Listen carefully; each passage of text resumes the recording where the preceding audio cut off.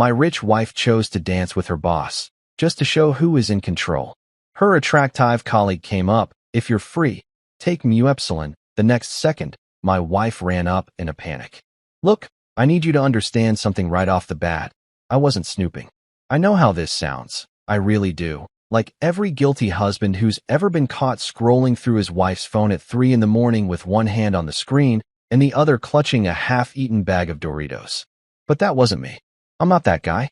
I don't go digging through Clara's emails like some paranoid detective in a bad Netflix thriller where everyone's got a secret and the lighting is always weirdly blue. No, I was just thirsty. Parched, actually. You know that kind of thirst that hits you at 2 in the morning when your mouth feels like you've been chewing on sandpaper and the only thing standing between you and sweet hydration is a flight of stairs and your wife's laptop glowing in the dark like some kind of digital oracle?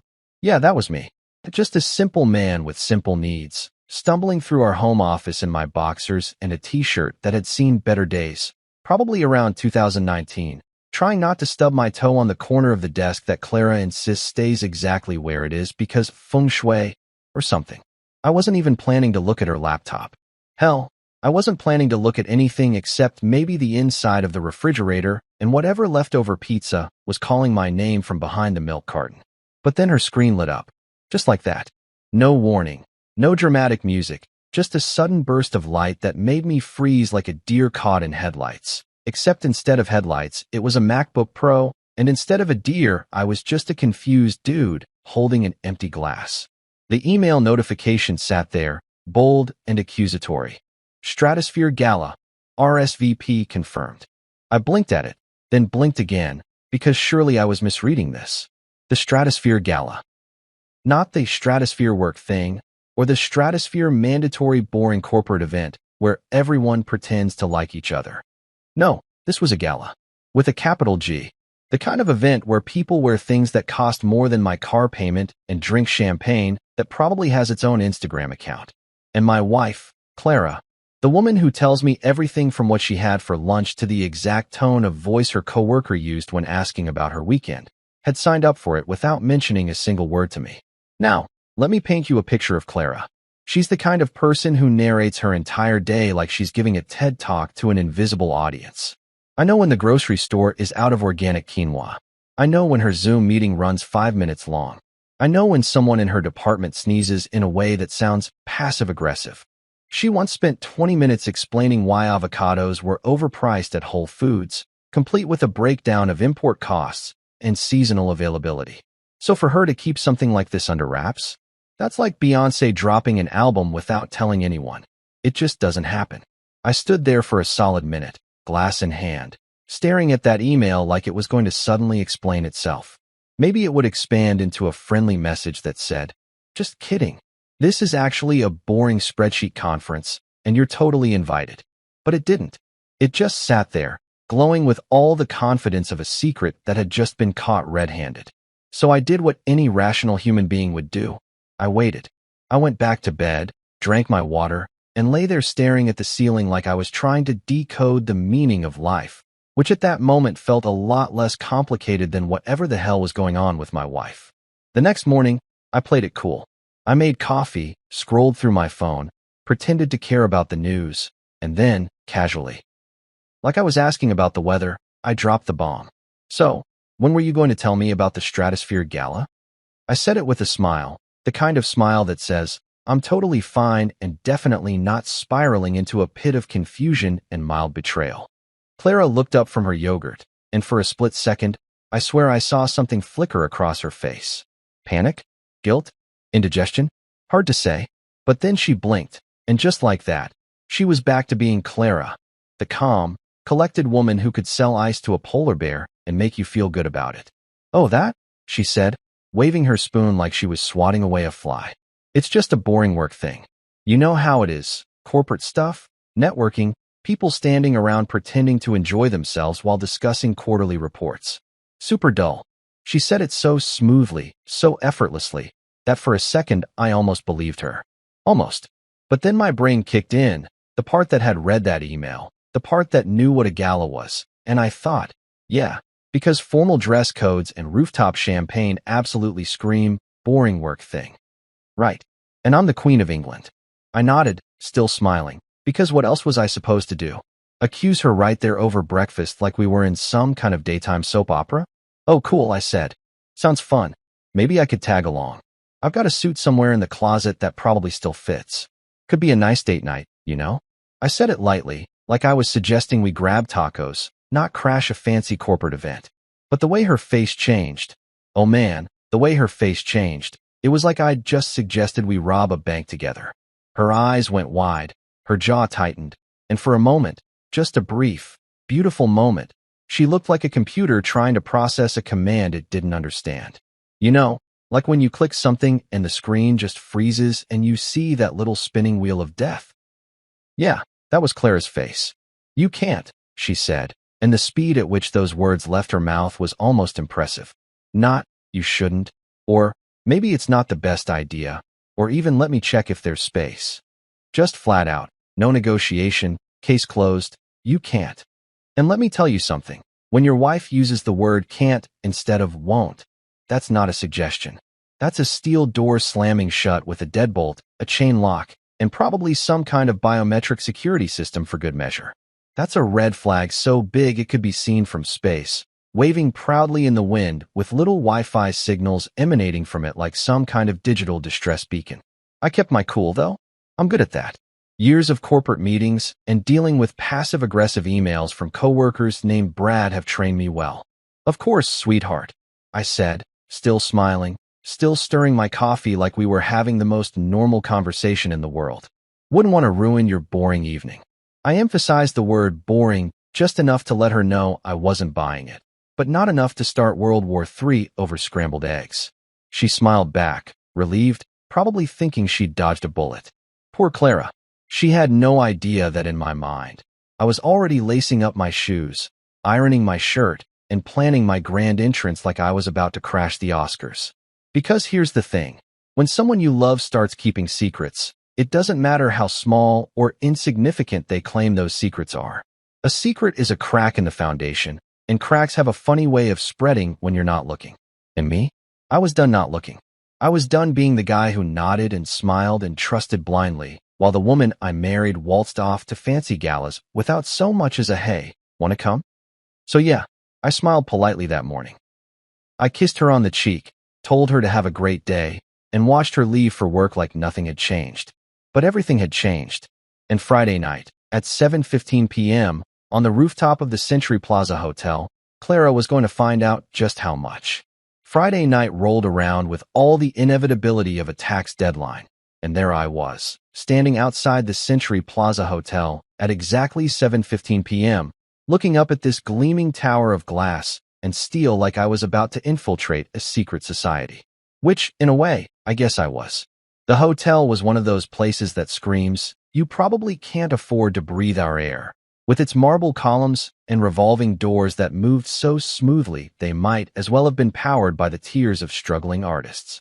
Valets in crisp uniforms were parking cars that cost more than my college education, and women in dresses that probably required engineering degrees to construct were gliding through the entrance like they were floating on clouds made of champagne and privilege. I told Clara I had a poker night with the guys. She'd looked relieved, actually relieved, when I said I wouldn't be home until late. That right there should have told me everything I needed to know, but I was already committed to this mission. I'd even gone the extra mile and dusted off my good suit, the charcoal gray one I'd bought for my cousin's wedding 3 years ago, and had worn exactly twice since then. It still fit, thank God, though it was a little snug around the waist because apparently those midnight pizza runs had been more consistent than my gym attendance.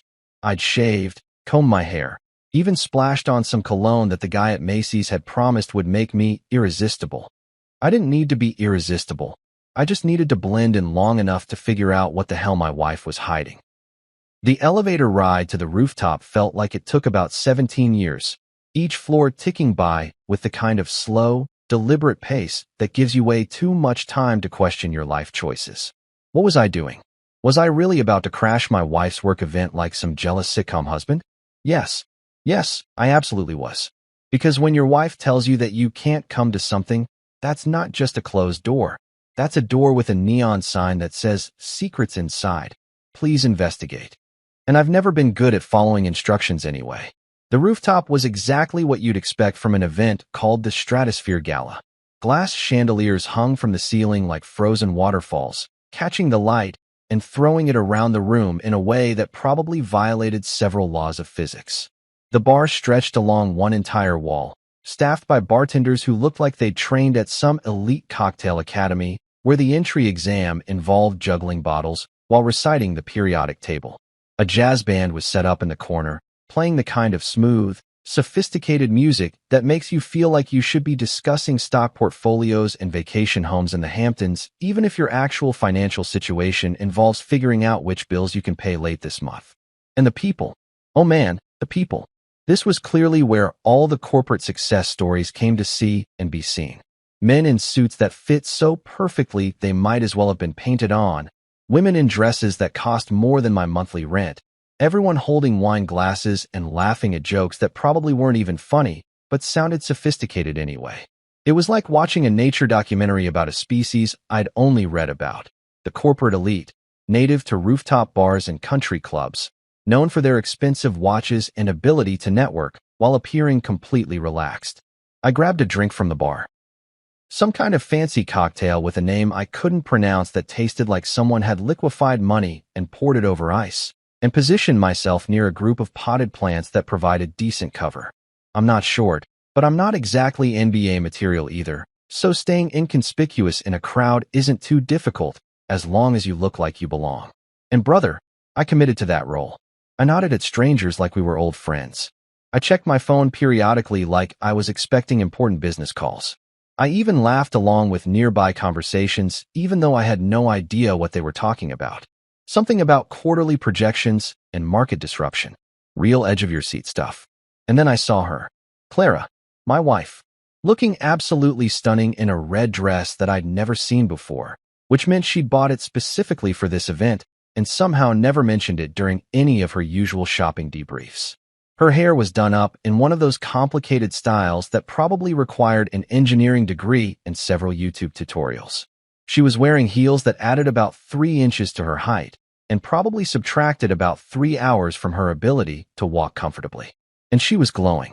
Not in the metaphorical sense. I mean, she was literally glowing, radiating this energy that made people turn their heads when she walked by. She looked happy, confident, like she was exactly where she belonged. What she didn't look like was someone attending a boring work thing. Half the room was watching her, and she knew it. She moved through the crowd with the easy grace of someone who'd done this 1,000 times, stopping to chat with clusters of people, laughing at the right moments, touching arms in that casual but intentional way that says, I'm comfortable here. I'm one of you. And then I saw him. Richard, her boss. The man I'd heard about in passing during dinner conversations, but had never actually met, because Clara always seemed to have a reason why bringing me to company events wouldn't be appropriate, or might be awkward. Richard was exactly what you'd picture when you hear the phrase, successful corporate executive. Tall, probably 6'2" or 6'3", with the kind of silver hair that didn't make him look old, just distinguished. He wore his suit like it was a second skin, and when he laughed, which he did often, it was the kind of laugh that filled a room and made you feel like you were missing out on the joke. Clara spotted him immediately. I watched her face light up in a way that made something in my chest tighten uncomfortably. She glided over to him. And yes, I'm using the word glided because there's no other way to describe the way she moved through that crowd like she was on rails. And when she reached him, she touched his arm. Just a light touch, nothing overtly inappropriate, but it lasted a beat too long. He leaned down to say something in her ear, and she laughed, tilting her head back in a way that I recognized because it was the same laugh she'd used when we first started dating, back when everything was new and exciting and the world felt full of possibility. That's when she saw me. Her eyes swept across the room in that casual way people do when they're checking out their surroundings, and then they landed on me standing there by the potted plants like some kind of discount private investigator. For exactly half a second, and I'm being precise here because I was counting, her smile faltered. The confidence flickered. Her eyes went wide, and I saw something flash across her face that looked an awful lot like panic. But then, and this is what really got me, she recovered. Just like that. Like flipping a switch. The smile came back, bigger and brighter than before, and she started walking toward me with her arms slightly outstretched like I was a surprise guest on a talk show. "Mark," she said, and her voice had that performance quality to it, like she was addressing an audience instead of her husband. "You came. I thought you had poker night."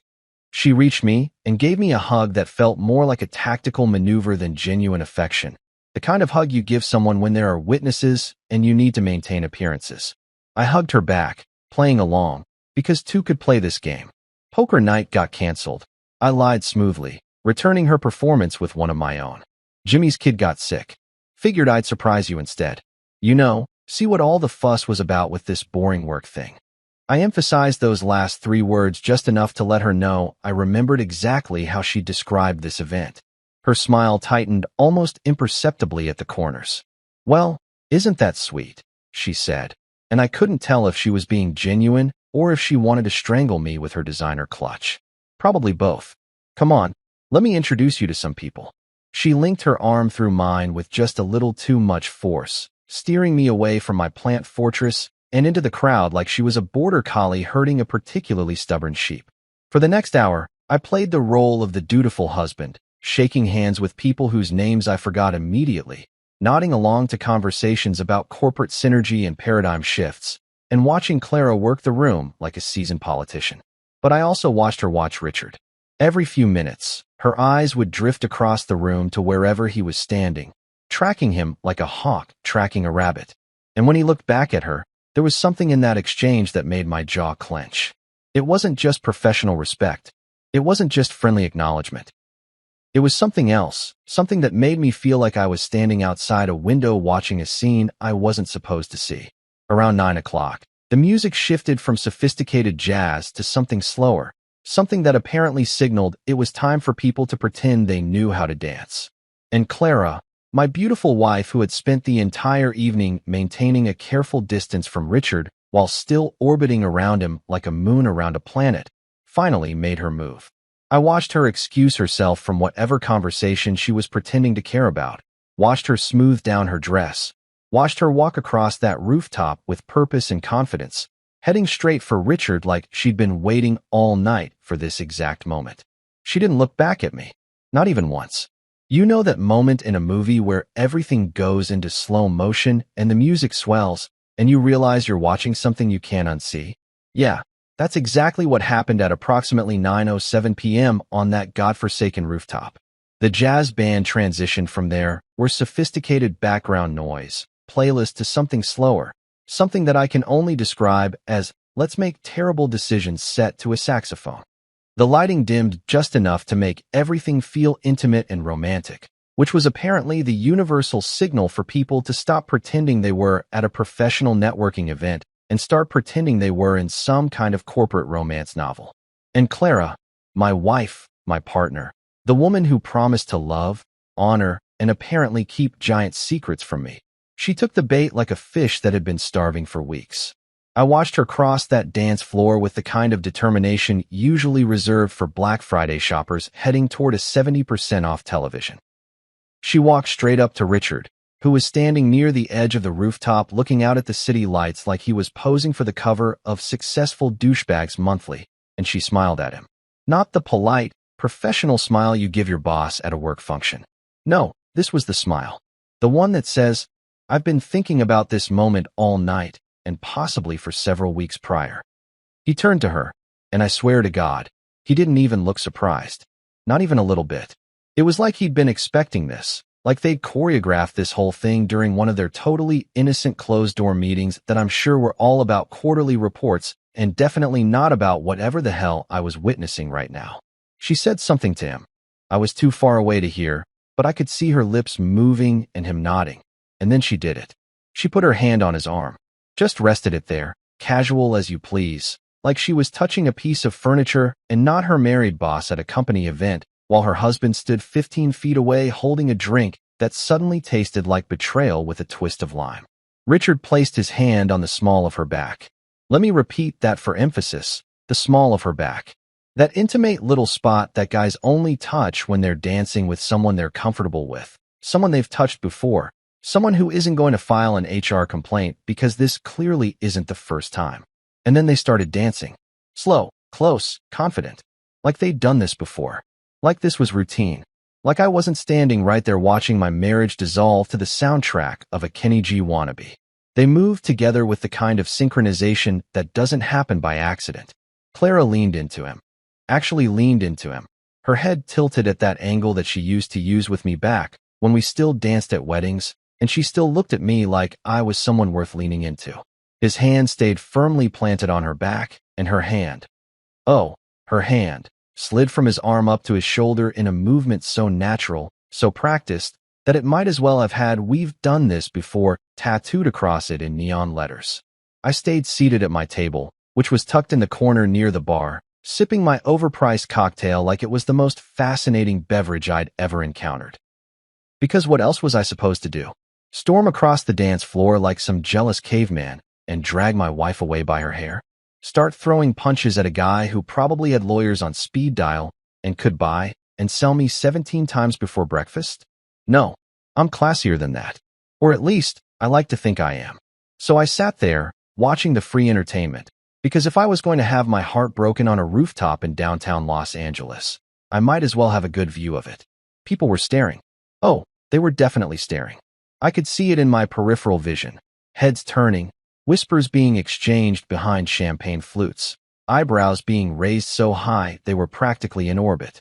Apparently, Clara and Richard dancing together wasn't just mildly noteworthy. It was the kind of scandal that made the rumor mill work overtime. A woman to my left leaned over to her companion and whispered something that made them both look in Clara's direction with expressions that ranged from shock to barely concealed glee. A guy near the bar was recording the whole thing on his phone, probably already composing the group text that would make Monday morning at the office extra spicy. And me? I just nodded at them. Literally nodded. Made eye contact with a few of the gawkers and gave them a little, "Yeah, that's my wife auditioning for HR's worst nightmare," head bob. What else was I going to do? Cry? Scream? Flip over the table like I was in a bad telenovela? I'm a grown man with at least a shred of dignity left, and I wasn't about to give these corporate vultures the satisfaction of seeing me lose it. If Clara wanted to humiliate herself in front of her entire company, that was her choice. I was just along for the ride at this point, collecting evidence for what was inevitably going to be a very interesting conversation later. The song kept playing, and they kept dancing, and I kept drinking, and the whole thing felt like some kind of surreal fever dream where the universe had decided to test exactly how much awkwardness one human being could endure before spontaneously combusting. Clara's dress swished as they turned, catching the light in a way that would have been beautiful if I wasn't currently experiencing what I can only describe as emotional food poisoning. Richard said something that made her laugh, that same laugh from earlier, the one that used to be reserved for me, and she threw her head back in a gesture so theatrical it could have won an Oscar. That's when I heard the voice behind me. "If you're free, take me." The words cut through the music and the murmur of scandal-hungry onlookers, and I turned around to find myself face to face with someone I hadn't expected. She was tall. Like, legitimately tall, probably 5'10" even without the heels she was wearing, with dark brunette hair that fell past her shoulders in waves that looked effortless, but probably required about 3 hours and several expensive products to achieve. She had the kind of smile that was equal parts mischievous and sympathetic, like she knew exactly what kind of train wreck I was living through and wanted to help, while also being slightly amused by the whole situation. I recognized her vaguely from earlier in the evening. One of the many faces I'd nodded at while pretending to be engaged in conversations about market trends and corporate synergy.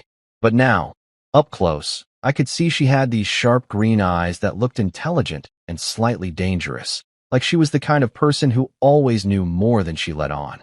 She was holding a glass of red wine and wearing a black dress that was elegant without being flashy, professional without being boring. She looked like someone who had her life together, which automatically made her more functional than about 70% of the people in this room, myself included. "Excuse me," I said, because apparently my brain had decided that confusion was the appropriate response to a beautiful woman offering to dance with me while my wife was currently wrapped around her boss like plastic wrap on leftovers. She gestured toward the dance floor with her wine glass, that smile never faltering. "You're sitting here watching your wife make a spectacle of herself. Everyone's staring at you like you're the entertainment, and you look like you're about to either start crying or flip this table. So I'm offering you an out. Dance with me. Even the playing field. Show these people you're not just going to sit here and take it. She said it matter-of-factly, like she was suggesting we grab coffee, not proposing we stage a counteroffensive in the middle of a corporate gala. I looked at her, then back at Clara, who was still thoroughly absorbed in her performance with Richard, completely oblivious to anything happening outside her little bubble of poor decision-making. Then I looked back at this mystery woman who was either the most helpful stranger I'd ever met or completely insane. Possibly both. Wow, I said, setting down my drink. You people really take networking seriously here. I was going for sarcasm, but it came out sounding more tired than witty. She laughed anyway, a genuine sound that made some of the tension in my shoulders ease up slightly. I'm Sophie, she said, extending her free hand. I work with your wife. Well, I work in the same company as your wife. Different department, thank God. I've been watching this disaster unfold for about 20 minutes now, and I figured someone should probably rescue you from public humiliation before you become a full-blown meme by Monday morning. She was direct, I'll give her that. No corporate speak, no dancing around the subject. Just straight facts delivered with a side of dark humor. I shook her hand, noting that she had a firm grip, the kind that suggested she didn't mess around and probably terrified junior executives in meetings. Mark, I said, and rescue is a strong word, but I appreciate the thought. Though I should warn you that dancing with me might actually make this situation worse. I'm not exactly Fred Astaire over here. Sophie shrugged, already setting down her wine glass on a nearby table. Neither is your wife, based on what I'm seeing out there, but she seems to be managing just fine. Come on, let's give them something to talk about besides the obvious. She held out her hand expectantly, and I realized she wasn't going to take no for an answer.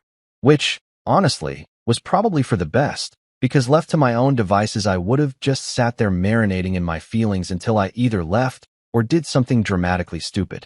I stood up, straightened my jacket, and took her hand. If I die tonight, I said as she led me toward the dance floor, please make sure my tombstone says he danced bravely and not he sat there like a chump while his wife slow danced with her boss. Sophie laughed again, and we stepped onto the floor just as the band transitioned into another slow song. Deal, she said. Now put your hand on my waist and try not to step on my feet. And maybe smile a little. You look like you're about to attend a funeral. I am attending a funeral, I muttered, placing my hand where she'd indicated. It's just that the deceased is my marriage and the wake is happening in real time. And with that cheerful thought, we started dancing. The moment Sophie and I stepped onto that dance floor, I swear the temperature dropped about 5 degrees. And I'm not talking about the air conditioning kicking in. I'm talking about the sudden Arctic blast of pure, concentrated rage that radiated from my wife's general direction like she was a human ice machine set to deep freeze. I could feel her eyes on us before I even saw her. That particular sensation you get when someone is staring at you with enough intensity to bore holes through steel. It was the kind of look that could wilt flowers, curdle milk, and make small children cry. The kind of look that says, we're going to have a conversation later, and you're not going to enjoy it. Sophie positioned my hand properly on her waist. Apparently, I'd been holding her like I was afraid she'd break, which, fair, because I hadn't danced with anyone except Clara in about 7 years, and my muscle memory was rusty at best. Relax, she whispered, her breath smelling faintly of wine and mint. You look like you're defusing a bomb. We're just dancing, moving to music. It's not that complicated. Easy for you to say. I muttered back, trying not to make eye contact with Clara, who I could see in my peripheral vision had gone completely rigid mid-dance. You're not the one whose wife looks like she's about to spontaneously combust and take half the building with her. Sophie glanced over my shoulder, caught sight of Clara's expression, and actually smiled. Like, genuinely smiled, the kind of smile people get when they're watching a particularly entertaining reality TV show. Oh wow, she said, her voice full of barely suppressed amusement. If looks could kill, I'd be a pile of ashes right now, and you'd be.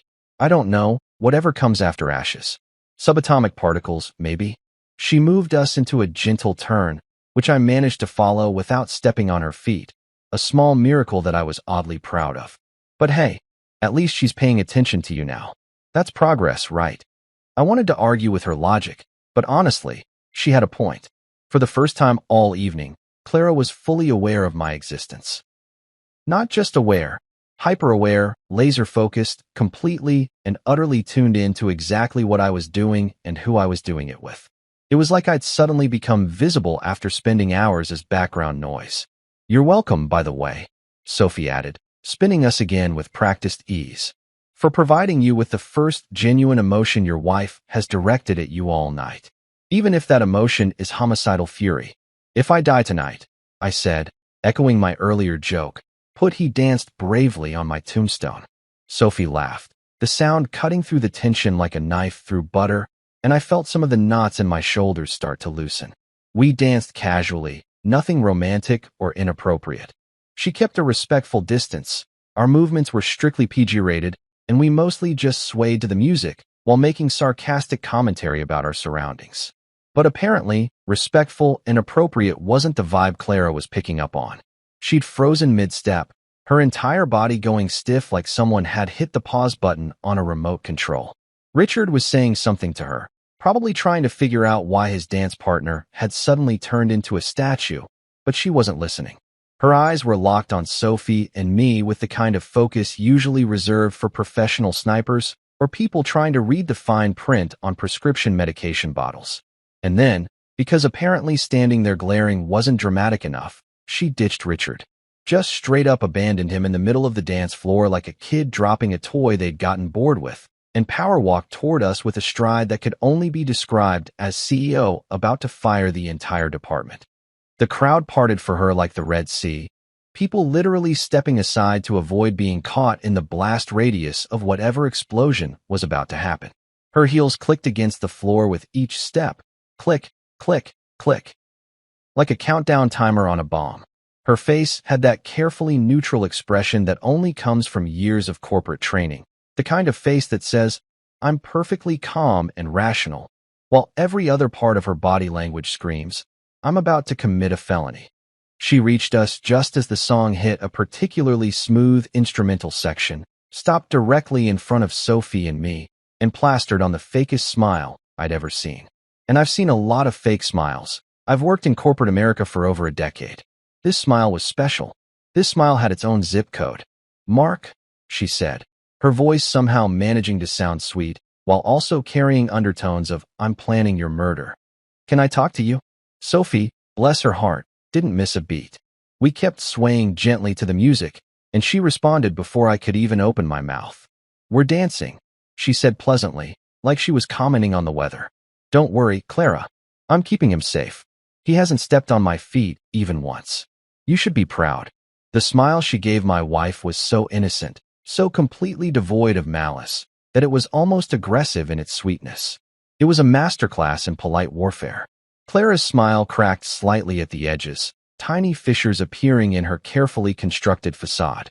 Her left eye twitched, just once, barely noticeable unless you'd been married to her for 7 years and knew all her tells. "Now," she said, dropping the sweet tone entirely. That one word carried enough weight to sink a battleship. It wasn't a request. It wasn't even a demand. It was a statement of fact, a declaration of war, a line drawn in the sand with a permanent marker and possibly some barbed wire. I looked at Sophie, then back at Clara, then at the growing number of people who had stopped pretending to dance and were now just openly watching this unfold like it was the season finale of their favorite show. The jazz band was still playing, oblivious to the domestic drama unfolding on their watch. Richard stood awkwardly near the edge of the floor, looking like he desperately wanted to be anywhere else, possibly on a different planet or in a different dimension entirely. "We'll talk after this song," I said calmly, channeling every ounce of zen-like composure I'd picked up from years of dealing with difficult clients and passive-aggressive project managers. Sophie and I continued our gentle sway, acting like we were having the time of our lives, like this was the most natural thing in the world, like there wasn't a woman standing 3 feet away radiating enough negative energy to power a small city. Clara's face went through several interesting color changes, from pale to pink to a shade of red that should probably have a medical term associated with it. Her hands clenched into fists at her sides, her perfectly manicured nails digging into her palms. Her jaw was so tight, I'm surprised her teeth didn't crack from the pressure. For a moment, Just a brief, beautiful moment. I thought she might actually explode right there on the dance floor, just detonate like a cartoon character with steam coming out of her ears. But she didn't explode. She was too well trained for that, too aware of the audience, too concerned with maintaining her professional image even while her personal life was falling apart in real time. Instead, she did something worse. She laughed. Not a real laugh. A laugh with quotation marks around it. The kind of laugh that villains do in movies right before they reveal their evil plan. Of course, she said, that fake smile somehow getting even faker. After the song, I'll just wait. She said, wait, like it was a four-letter word, which technically it is, but you know what I mean. She didn't walk away, though. That would have been too easy, too normal. No, she stood right there, about 5 feet away, watching us like a hawk watching mice, her arms crossed over her chest in a pose that was probably supposed to look casual, but really just looked threatening. Every few seconds, her foot would tap against the floor, tap, tap, tap, keeping time with the music, but also clearly keeping time until she could unleash whatever verbal destruction she'd been preparing. Sophie leaned in close, her voice low enough that only I could hear. You know, you could feel the jealousy burn through her Dior perfume, right? Like, that's not a metaphor. I can literally smell the rage from here. It's got notes of betrayal, with a hint of how dare you. She was trying to make me laugh, and God help me, it was working. A smile tugged at the corners of my mouth despite everything. For once, I whispered back, she's not in control. And she absolutely hates it. It was true. In all our years together, Clara had always been the one steering the ship, making the decisions, controlling the narrative. She decided where we lived, where we went on vacation, which friends we kept in touch with, how we spent our weekends. I'd gone along with it because it was easier than arguing, because I loved her, because marriage is about compromise and I figured letting her take the lead was my compromise. But watching her stand there, powerless to do anything except wait while I danced with another woman, that was new territory. That was her on the outside looking in, and judging by her expression, the view wasn't great. The song finally ended. Thank God, because I'm not sure how much longer I could have maintained that level of casual indifference while my wife plotted my demise in the background. The jazz band transitioned into some upbeat number that signaled it was time for people to either leave the dance floor or commit to actually dancing, and Sophie and I stepped apart with the kind of perfect timing that probably made it look rehearsed. Thank you for the dance, Sophie said, loud enough for Clara to hear. You're much better company than half the people here. And you didn't step on my feet, so that's a bonus. She gave me a knowing smile, then turned to Clara. He's all yours. Try not to kill him in front of witnesses. Bad for your career. And with that absolutely iconic exit line, she walked away toward the bar, leaving me standing there. With my wife, who looked like she was seriously considering whether prison time would be worth whatever she was about to do to me. Clara grabbed my arm. Not gently, not affectionately, but with the grip of someone who was preventing a suspect from fleeing the scene.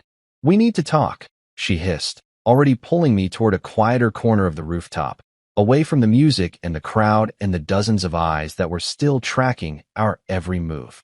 Sure, I said, letting myself be dragged along like a prisoner being escorted to the gallows. Let's talk. I've got nothing but time. Well, except for that poker night I'm supposedly at. But that's fictional, so I guess the schedule's pretty open. The sarcasm just rolled off my tongue naturally at this point, a defense mechanism that had served me well over the years. She didn't respond, just kept walking, her heels clicking angrily against the rooftop floor, until we reached a section near the railing where the lighting was dimmer and the music was muted enough that we could hear ourselves think. She released my arm, turned to face me, and took a deep breath that I recognized as her preparing to deliver a speech breath. And that's when I realized something important. For the first time since I'd discovered that email, since I'd decided to crash this party, since I'd watched her dance with Richard like I didn't exist, for the first time, I had the upper hand. She was the one who was flustered, defensive, caught off guard. She was the one scrambling to regain control of a situation that had slipped through her fingers, and I was going to enjoy every second of it. Clara opened her mouth to start what I'm sure would have been an Oscar-worthy performance of righteous indignation, but I held up my hand like a traffic cop stopping a speeding car. Before you say anything, I said, my voice calm in a way that I knew would irritate her more than yelling ever could, Let's just acknowledge the absolute audacity of you being upset right now. Like, the sheer nerve of it. I need a moment to appreciate the irony here, because it's truly chef's kiss level hypocrisy. I actually did the chef's kiss gesture, fingers bunched together touching my lips before spreading them open, and I could see her jaw clench so hard I worried about her dental work. Mark, you embarrassed me, she started, but I cut her off again because honestly, I'd spent 7 years letting her finish her sentences, and look where that had gotten me. I embarrassed you. I let out a laugh that sounded more unhinged than I'd intended. Clara, sweetheart, honey, light of my increasingly dark life. I danced with a colleague of yours. One dance. Appropriate distance maintained, hands in PG-rated locations only, zero grinding or inappropriate behavior of any kind. You, on the other hand, spent the better part of an hour flirting with your boss before slow dancing with him like you were auditioning for The Notebook 2, Corporate Edition. So please, explain to me using small words how I'm the one who embarrassed you. Her mouth opened and closed a few times, like a fish that had suddenly realized it was out of water and wasn't sure how it had gotten there. That was different, she finally managed, her voice losing some of its earlier conviction. Richard is my boss. It's called networking. It's professional. Oh, is that what we're calling it? I leaned against the railing, crossing my arms. Professional networking. Got it. So when I network with Sophie, who, by the way, was actually trying to save me from becoming a viral meme, that's inappropriate. But when you network with your hand on Richard's chest while he holds you close enough to share oxygen, that's just business as usual. Do I have that right? Just want to make sure I understand the rules of this game we're apparently playing. Clara's face was doing that thing where it cycled through emotions faster than a slot machine. Anger, frustration, guilt, defensiveness, all spinning around trying to land on something that would work in her favor. You don't understand, she said, her voice dropping to that tone she used when she was trying to sound reasonable while saying completely unreasonable things. There's politics involved, dynamics you don't see. I have to maintain certain relationships to advance my career. Relationships, I repeated, letting the word hang in the air between us like smoke. That's an interesting word choice. Very corporate, very sterile, almost like you're trying to sanitize something that doesn't feel particularly clean. I watched her face carefully, looking for cracks in the facade, and I saw them. Tiny fissures around her eyes, a slight tremor in her lower lip that she quickly bit down on to stop. Before she could respond, I heard footsteps approaching from behind me. I turned to find Sophie walking toward us with 2 drinks in her hands, looking completely unbothered by the fact that she was interrupting what was clearly a domestic situation. Figured you might need this, she said, handing me what appeared to be whiskey on the rocks. And before you accuse me of stirring the pot, Clara, I'm just being a good Samaritan. Your husband looks like he's about to either pass out or commit a felony, and I'm trying to prevent both. Clara's eyes narrowed at Sophie with the kind of venom usually reserved for people who cut in line at Starbucks during morning rush. This is a private conversation, she said, her voice icy enough to freeze the ocean. Is it though? Sophie took a sip of her own drink, completely unbothered. Because from where I'm standing, you're having this conversation at a company event, on a rooftop, in front of about 80 witnesses who are absolutely going to be talking about this on Monday morning. So maybe private isn't the right word. Public spectacle feels more accurate. She turned to me, her expression softening slightly. Can I borrow you for just 1 second? I promised to return him mostly intact. Clara looked like she wanted to argue, but Sophie was already gently steering me a few feet away, back toward the railing but out of Clara's immediate earshot. When we were far enough away that Clara couldn't hear us without obviously eavesdropping, Sophie's entire demeanor changed. The playful sarcasm dropped, replaced by something more serious, more concerned. Look, she said quietly, I need to tell you something, and you're not going to like it, but you deserve to know. My stomach dropped. There's a specific feeling you get when someone says those words, like your internal organs are all trying to migrate south for the winter simultaneously. Okay, I said slowly, gripping my whiskey glass a little tighter. Hit me with it. At this point, what's one more revelation? Sophie glanced back at Clara, who was standing exactly where we'd left her, arms crossed, foot tapping impatiently, looking like a principal waiting for a student to return from being scolded in the hallway. They've been gossiping about her and Richard for months, Sophie said, her voice low and urgent. And I mean everyone. Marketing, finance, HR, though HR is probably being paid to look the other way, if we're being honest. People talk. They've noticed the closed-door meetings that run long. The business trips where they somehow always end up at the same hotel. The way he promotes her over people who've been here longer and frankly deserve it more. I took a long drink of whiskey, feeling it burn down my throat in a way that was almost comforting. Oh, it was all I could manage. One syllable, 2 letters. A universe of hurt compressed into a single sound. Sophie nodded, and I could see genuine sympathy in her eyes, which somehow made it worse. Pity from a stranger is one thing. Pity from someone who clearly knew more about my wife's professional life than I did was something else entirely. I'm not saying this to hurt you, she continued. I'm saying it because you showed up here tonight clearly not knowing what you were walking into, and that's not fair. You deserve to know what everyone else apparently already does. Define everyone, I said, because apparently I was a masochist who needed to know exactly how publicly humiliated I'd been. Late meetings, Sophie said, ticking off points on her fingers like she was presenting at a board meeting. Every Tuesday and Thursday, his office, doors closed, sometimes until 8 or 9 at night. Closed doors aren't unusual for executives, sure, but the pattern is. The consistency. And then there are the trips. Last month, they both went to the Chicago conference.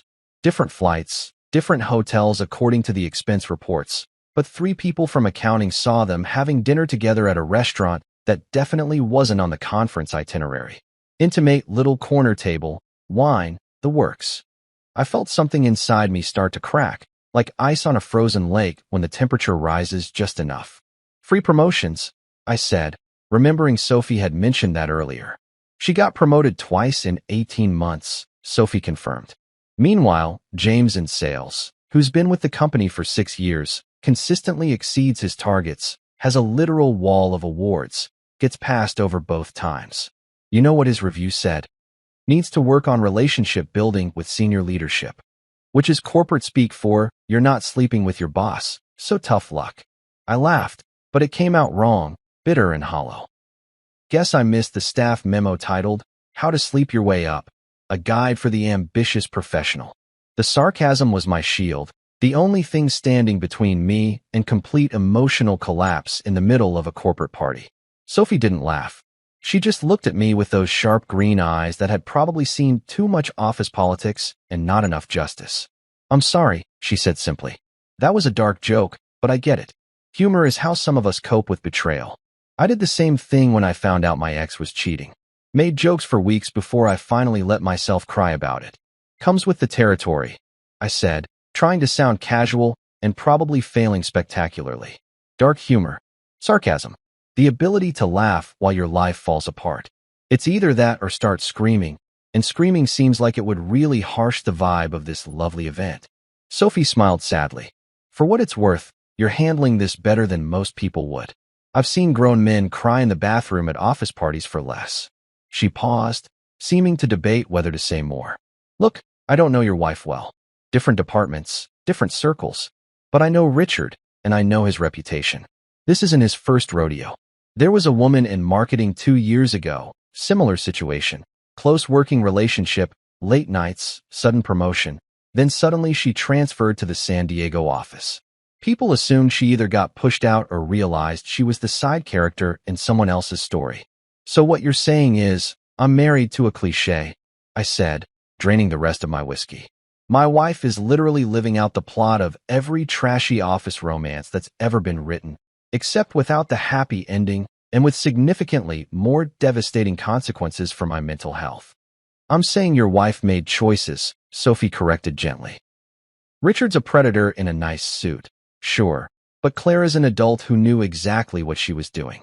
You don't accidentally end up in these situations. You make a series of decisions that lead you there.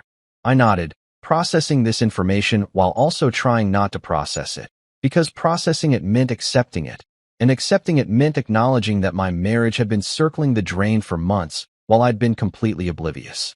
Thanks for telling me, I finally said. Seriously, you didn't have to. You could have just rescued me with that dance and called it a day. But you went the extra mile, and I appreciate it. Even if right now I feel like I've been hit by a truck, and then backed over a few times for good measure. "You're welcome," Sophie said. She glanced back at Clara again, who was now checking her phone with the kind of aggressive thumb typing that suggested she was either venting to a friend or Googling how to make your husband disappear without leaving evidence. "What are you going to do?" Honestly, I looked out at the city lights, at all those buildings full of people living their lives, probably dealing with their own betrayals and disappointments and moments of crushing realization. I have no idea, but I'm definitely not confronting her here. She'd just gaslight me into thinking I'm crazy, that I'm seeing things that aren't there, that everyone's just gossiping because they're jealous. That's her specialty, making me doubt my own perception of reality. Sophie nodded like she understood. "Smart. Get your evidence first. Make it impossible for her to deny. Then decide what you want to do with your life." She squeezed my arm in a gesture that was friendly but not flirty, supportive without being inappropriate. "I'm going to head out. I've caused enough drama for one night, and honestly, these heels are killing me. But if you need anything," and I mean anything, even if it's just someone to vent to who understands corporate politics and moral bankruptcy, you have my number. Clara's assistant directory list goes to everyone. "You're leaving?" I felt a weird pang of panic at the thought of losing my only ally in this nightmare. "You'll be fine," she assured me. "You're stronger than you think." "And Clara?" "She's running scared right now. You saw her face when we were dancing. That wasn't just jealousy, that was fear. Fear that she's losing control of the narrative. That's good for you.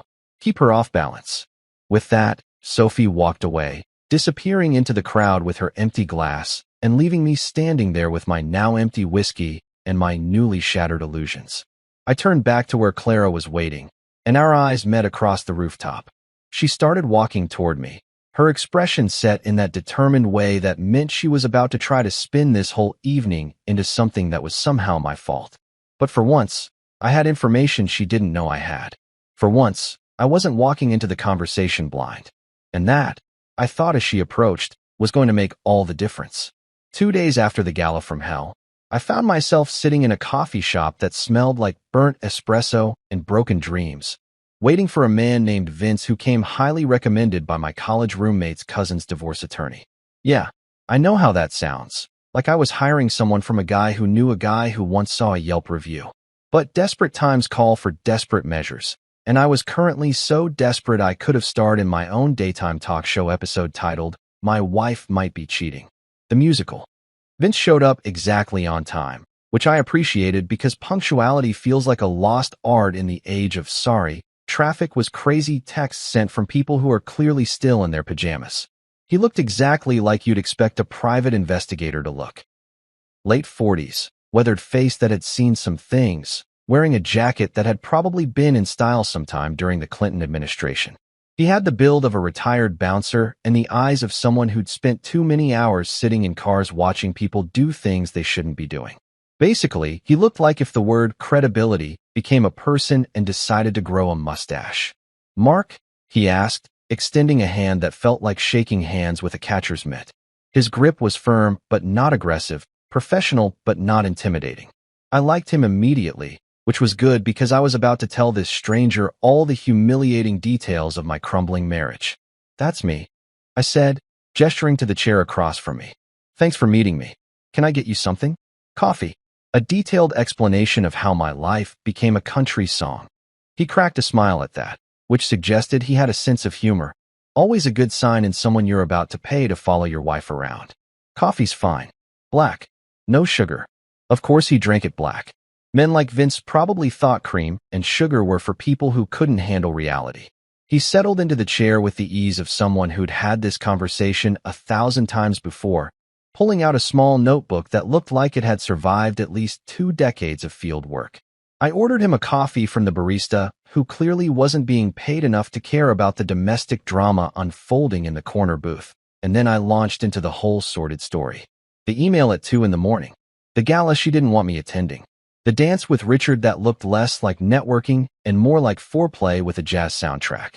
Sophie's revelations about the office gossip and the pattern of behavior that everyone except me seemed to have noticed. I told him everything, watching his face for any reaction, any sign that he thought I was crazy or paranoid or just another jealous husband seeing shadows where there was only light. But Vince just listened, his pen moving across the notebook in quick, efficient strokes, nodding occasionally in a way that suggested he'd heard variations of this story more times than he could count. When I finally finished, he looked up from his notes and asked the question I'd been dreading. "What do you want from this?" he said simply. "You want photos? Hard evidence for divorce proceedings? Or do you want closure, confirmation one way or another, so you can stop wondering and start dealing with whatever the truth is?" I sat back, cradling my now-cold coffee like it was a security blanket. Is both an option?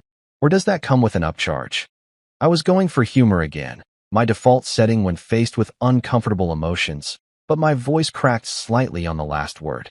"Both is always an option," Vince said, and there was something reassuring about the way he said it, like this wasn't my first rodeo, or rather, his first rodeo, since this was definitely my first time hiring someone to investigate my spouse. "But I gotta be straight with you, Mark. Sometimes people hire me hoping I'll find nothing. They want me to prove their suspicions wrong, to give them permission to feel crazy instead of betrayed. Other times, they already know the truth and they just need evidence to back up what their gut's been screaming at them for months. Which one are you?"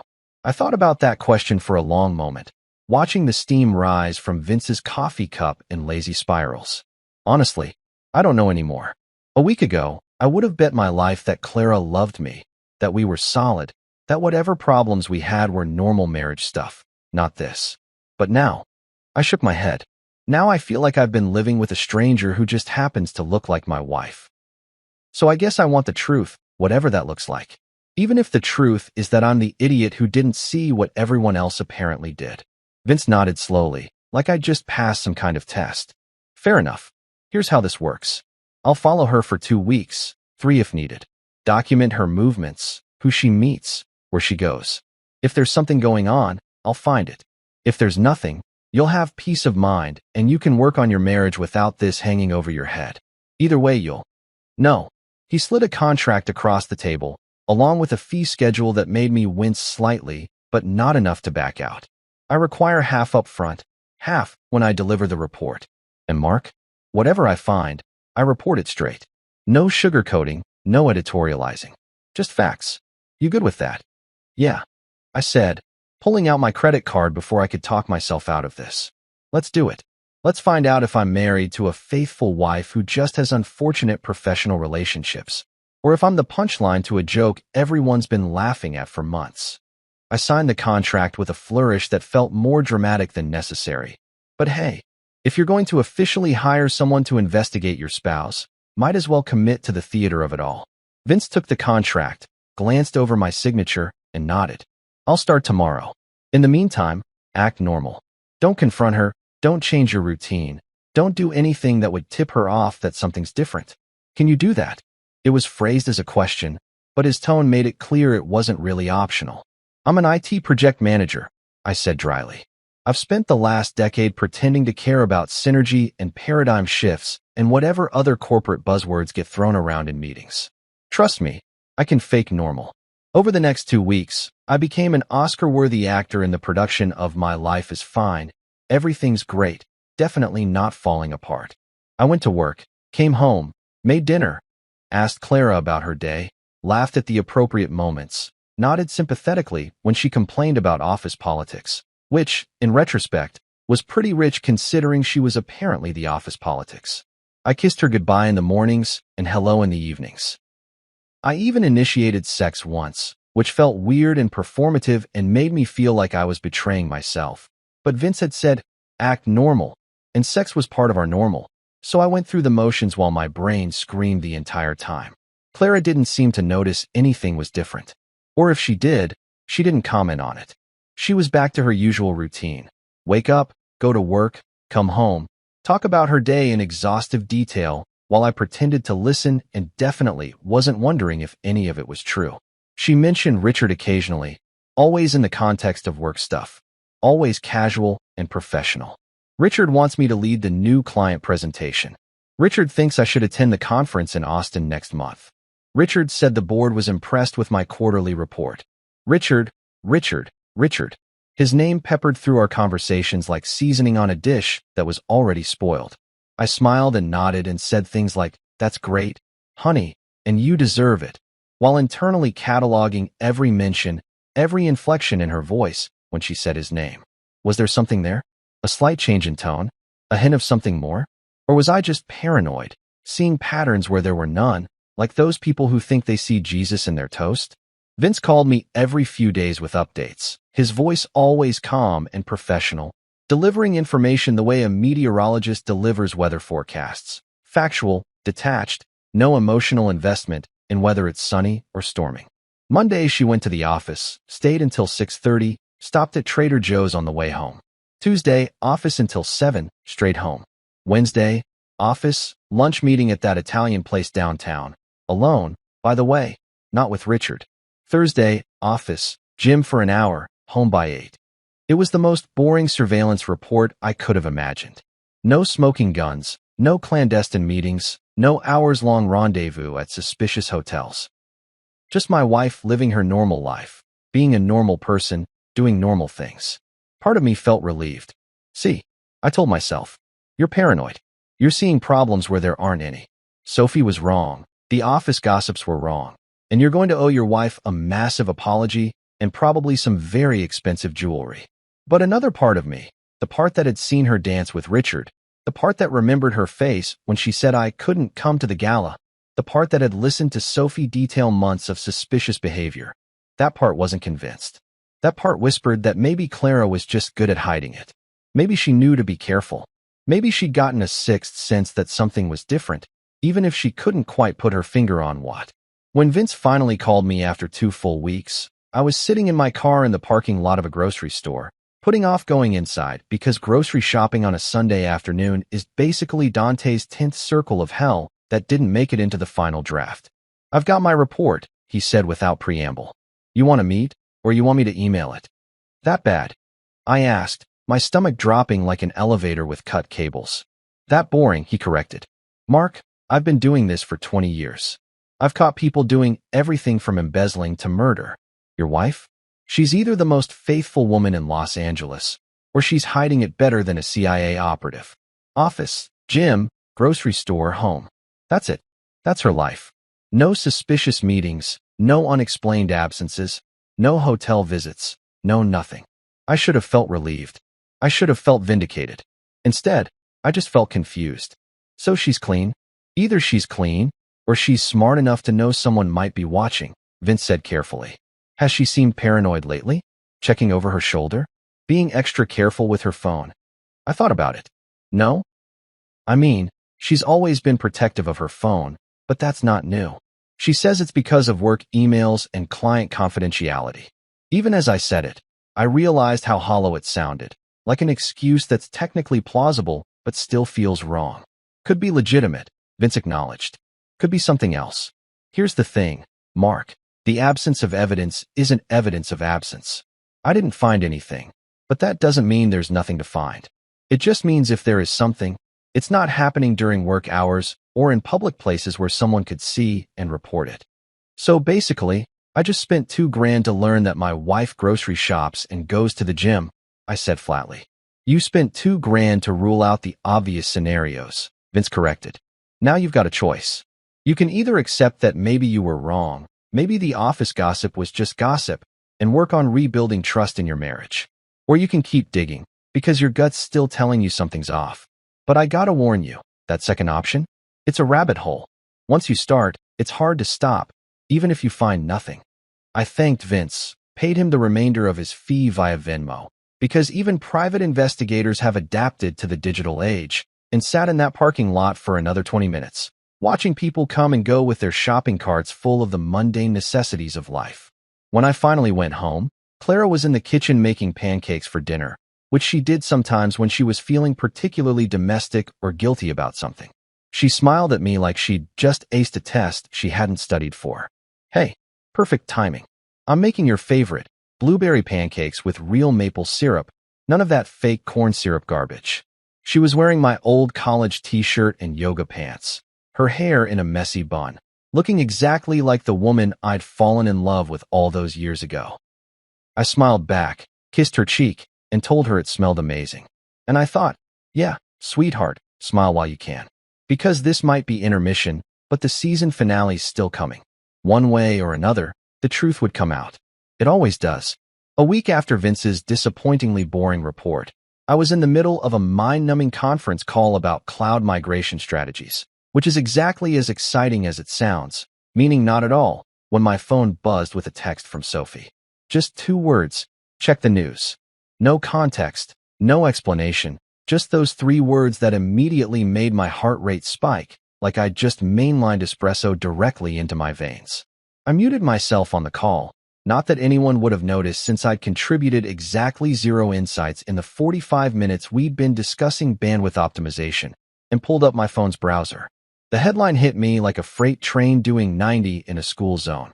Executive misconduct at Stratosphere Group exposed by insider. It was everywhere. CNN, The Wall Street Journal, even the local news sites had picked it up. And there, in the 3rd paragraph, was the kicker. The insider who'd blown the whistle on the whole toxic operation was none other than Sophie Martinez, senior analyst in the finance department. I actually laughed out loud, which earned me a confused look from my coworker Jim, who was sitting 6 feet away pretending to pay attention to the same call. Sophie had done it. She'd actually done it.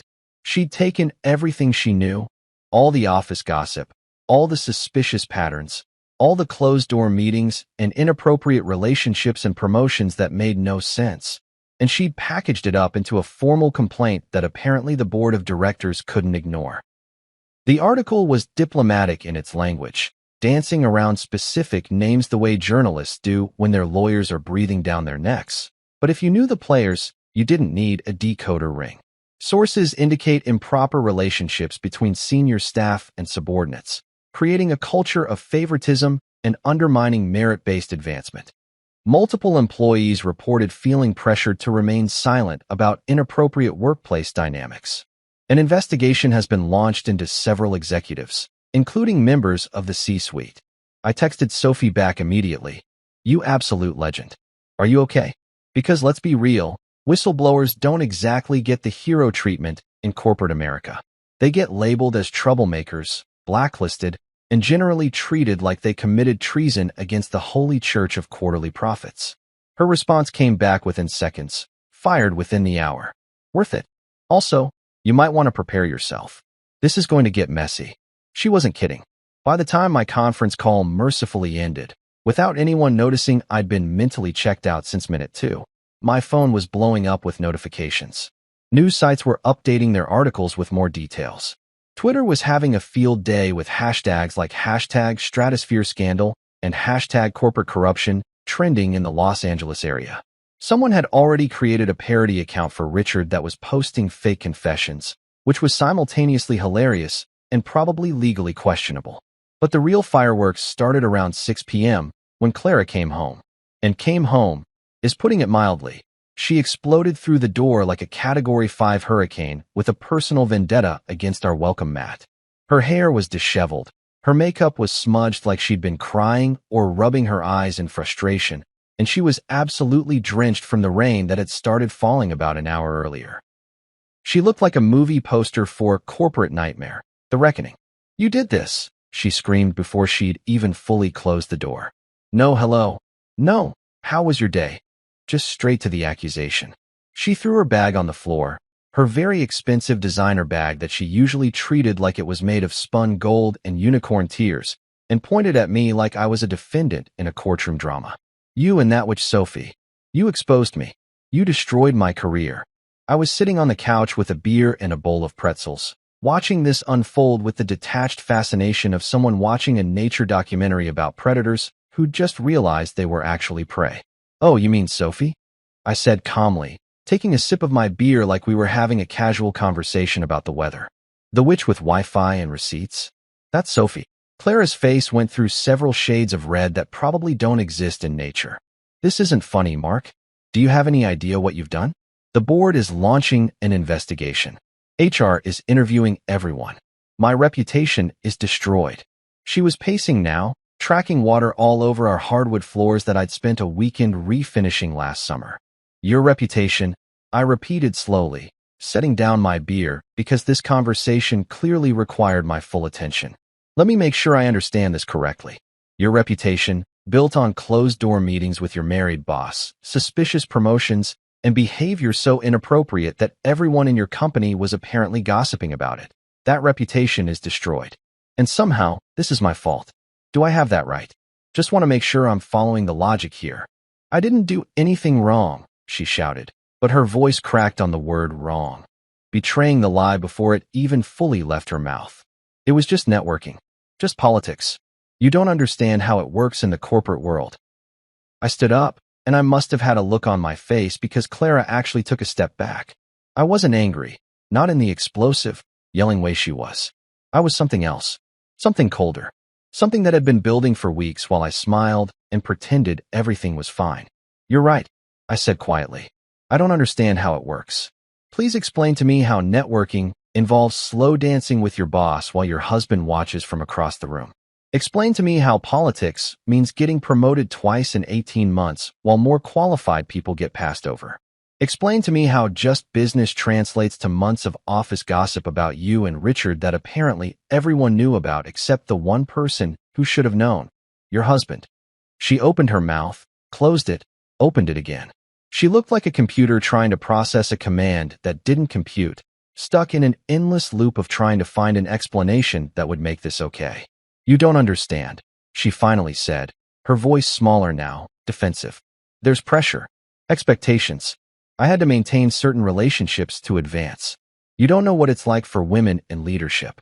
We have to play the game differently. Playing the game differently, I said, and I could feel something breaking inside me, something that had been holding on by a thread for weeks. Is that what we're calling it? Because from where I'm standing, it looks less like playing the game and more like cheating at it. And the worst part? The absolute worst part. I moved closer to her, and I saw fear flicker across her face. Not fear that I'd hurt her.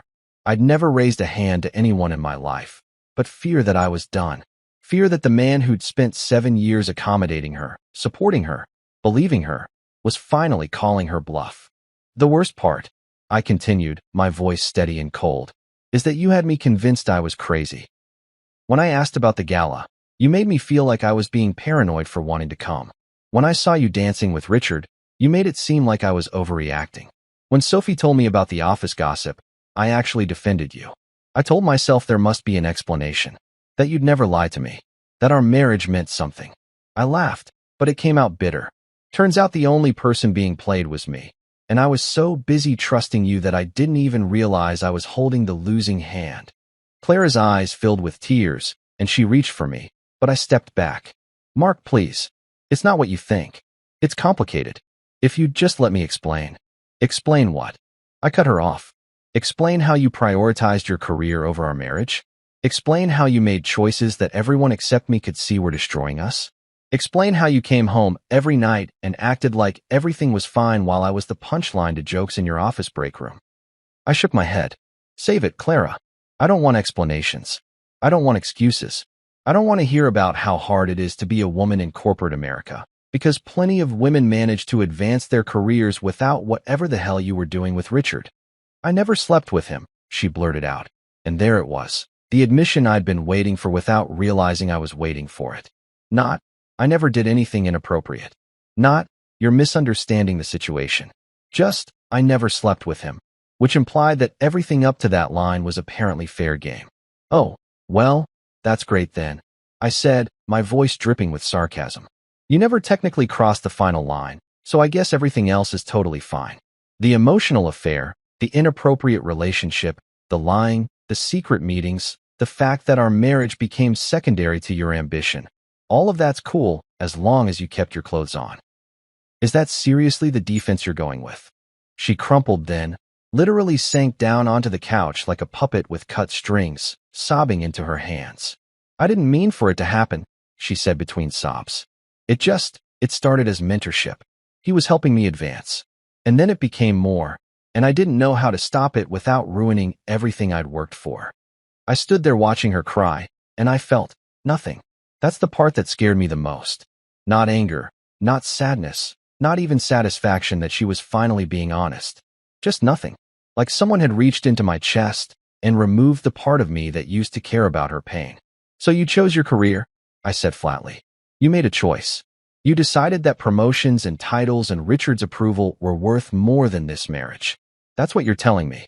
I didn't think you'd find out, she whispered, and Jesus Christ, even her honesty was insulting. Not, I knew it was wrong. Not, I regretted it every day. Just, I didn't think you'd find out. Like the problem wasn't the betrayal itself, but the fact that she'd gotten caught. Well, congratulations, I said, grabbing my jacket from the back of the chair. You're right about one thing. Your reputation is destroyed. Your career is probably done at Stratosphere. And your marriage. I headed toward the door, pausing with my hand on the handle. That's destroyed too. Not by Sophie. Not by me. By you. You did this to yourself. Where are you going? She asked, panic rising in her voice. Literally anywhere but here, I said. I'm going to a hotel. I'm going to call a lawyer. And I'm going to start figuring out what my life looks like without you in it. I opened the door, letting in the sound of rain and the smell of wet pavement. Oh, and Clara? When HR interviews you for their investigation, maybe lead with something other than I didn't think I'd get caught. Just a thought. I walked out into the rain, got in my car, and drove. I didn't know where I was going, just away. Away from her, away from that house, away from the life I'd thought I was building. My phone buzzed with texts and calls from Clara, but I ignored them all. Instead, I called Sophie. Hey, she answered on the first ring. You okay? I left, I said simply. She admitted it. Not all of it, but enough. And I left. There was a pause, and then Sophie said, Good for you. That takes guts. Where are you? Driving. No destination. Just driving. Well, when you figure out where you're going, let me know, she said. I'm buying the first round. We can toast to unemployment and divorce. Should be fun. I laughed, and it felt good. Real. Like maybe, despite everything falling apart, I was going to be okay. Yeah, I said. Yeah, that sounds perfect. And for the first time in weeks, I actually meant it. 3 days later, I was back at the house to pick up some clothes when Clara ambushed me. And I mean ambushed. She'd clearly been waiting, probably watching from the window like some kind of suburban sniper waiting for her target to appear. The door flew open before I even got my key out, and there she was, looking like she hadn't slept since I left. Her hair was unwashed, mascara streaked down her cheeks like were paint applied by someone having a nervous breakdown, and she was wearing the same pajamas I'd seen her in when I grabbed my toothbrush 2 days ago. We need to talk, she said, but it came out more like a plea than a demand. Gone was the angry, defensive woman from our last confrontation. This was full soap opera mode. Tears, trembling hands, the whole 9 yards. I sighed, because honestly, I just wanted to grab my stuff and leave, maybe stop for tacos on the way back to my depressingly small hotel room that smelled like old carpet and broken dreams. Clara, I don't think. Please, she cut me off, and the desperation in her voice was almost impressive. Just 5 minutes. That's all I'm asking. Against my better judgment, and really, my judgment had been pretty terrible lately, so why break the streak now? I followed her inside. She immediately I didn't mean to, she sobbed, wringing her hands like a Victorian heroine who'd just discovered her corset was too tight. It just happened. I was lonely. You were always working late. I felt scared and vulnerable, and Richard was there, and it was just one dance, and I held up my hand, stopping her mid-ramble. So did COVID, Clara, but it still ruined lives. The words came out sharper than I'd intended, but God, the audacity of this woman to blame me for her choices was almost impressive in its shamelessness. She tried every line in the book after that. She was under pressure at work. She didn't know what she was doing. It meant nothing. Richard manipulated her. The office culture was toxic. She was in therapy now. Apparently she'd found a therapist in 3 days, which was faster than I'd ever gotten an appointment for a regular checkup. So good for her, I guess. But then she made the fatal mistake. You did this, she said, her tears suddenly drying up as anger took over. You and Sophie destroyed my career. I'm unhireable now. The investigation, the press coverage, you ruined everything I worked for. I looked at her, really looked at her, and something cold settled in my chest.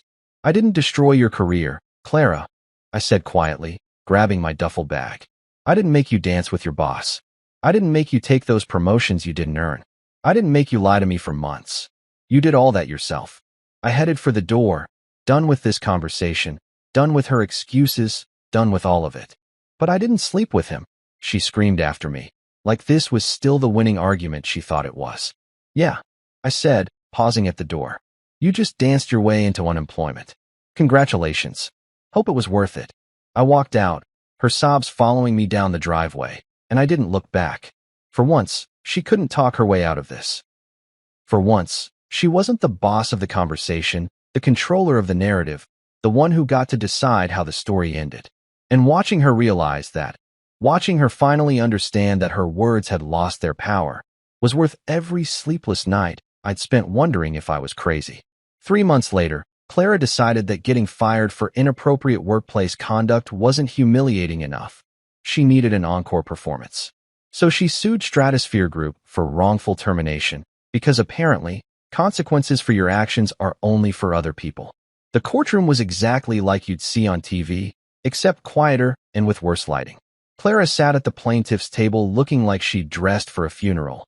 All black, minimal makeup, the "I'm a victim" aesthetic cranked up to 11. Her lawyer, some guy in a suit that cost more than my car, kept using words like discrimination and hostile work environment, with a straight face that deserved an Oscar. Then Sophie's testimony came in. Emails, calendar screenshots, business trips that lasted suspiciously long, hotel receipts that Richard's assistant had accidentally CC'd to the wrong distribution list. It was beautiful, really, a masterclass in documentation. When I was called to testify, the judge asked me what I knew. I didn't catch her cheating, I said simply. I caught her hiding. The judge nodded like he'd heard this story 100 times before, because he probably had. Case dismissed. Marriage dismissed. Dignity restored. Clara walked out of that courtroom with nothing. No settlement, no vindication, no job prospects. Just the knowledge that sometimes the universe actually does keep score. 3 days after the trial, I was finally settled into my new apartment. Small, but mine. No tension hanging in the air. No walking on eggshells. No queen pretending she ruled my life. Just peace, quiet, and furniture from IKEA that I'd assembled without having a mental breakdown. Personal growth, right there. Then came a knock at the door. Sophie stood there with a suitcase and that mischievous smile I'd come to appreciate. They kicked me out for telling the truth, she said, shrugging like getting fired for doing the right thing was just another Tuesday. Figured you might have room for a fellow outcast? I stepped aside, grinning. You exposed a corrupt boss, and I divorced one. Seems like we both cleaned house. She laughed, genuine, warm, the kind of laugh that doesn't come with hidden agendas or corporate politics attached. So what now? She asked, dropping her suitcase by the door. I headed to the kitchen, grabbing 2 mugs. Coffee. No dancing. No drama. Just 2 people who survived the corporate hellscape and lived to tell the tale. We clinked mugs instead of champagne glasses, and somewhere between her stories about unemployment adventures and my plans for a fresh start, I realized something important. Sometimes revenge doesn't come with fire and fury. Sometimes it walks in with a suitcase, a smile, and the promise that life after betrayal can actually be pretty damn good. On my 45th birthday, my wife's lawyer served me papers at work.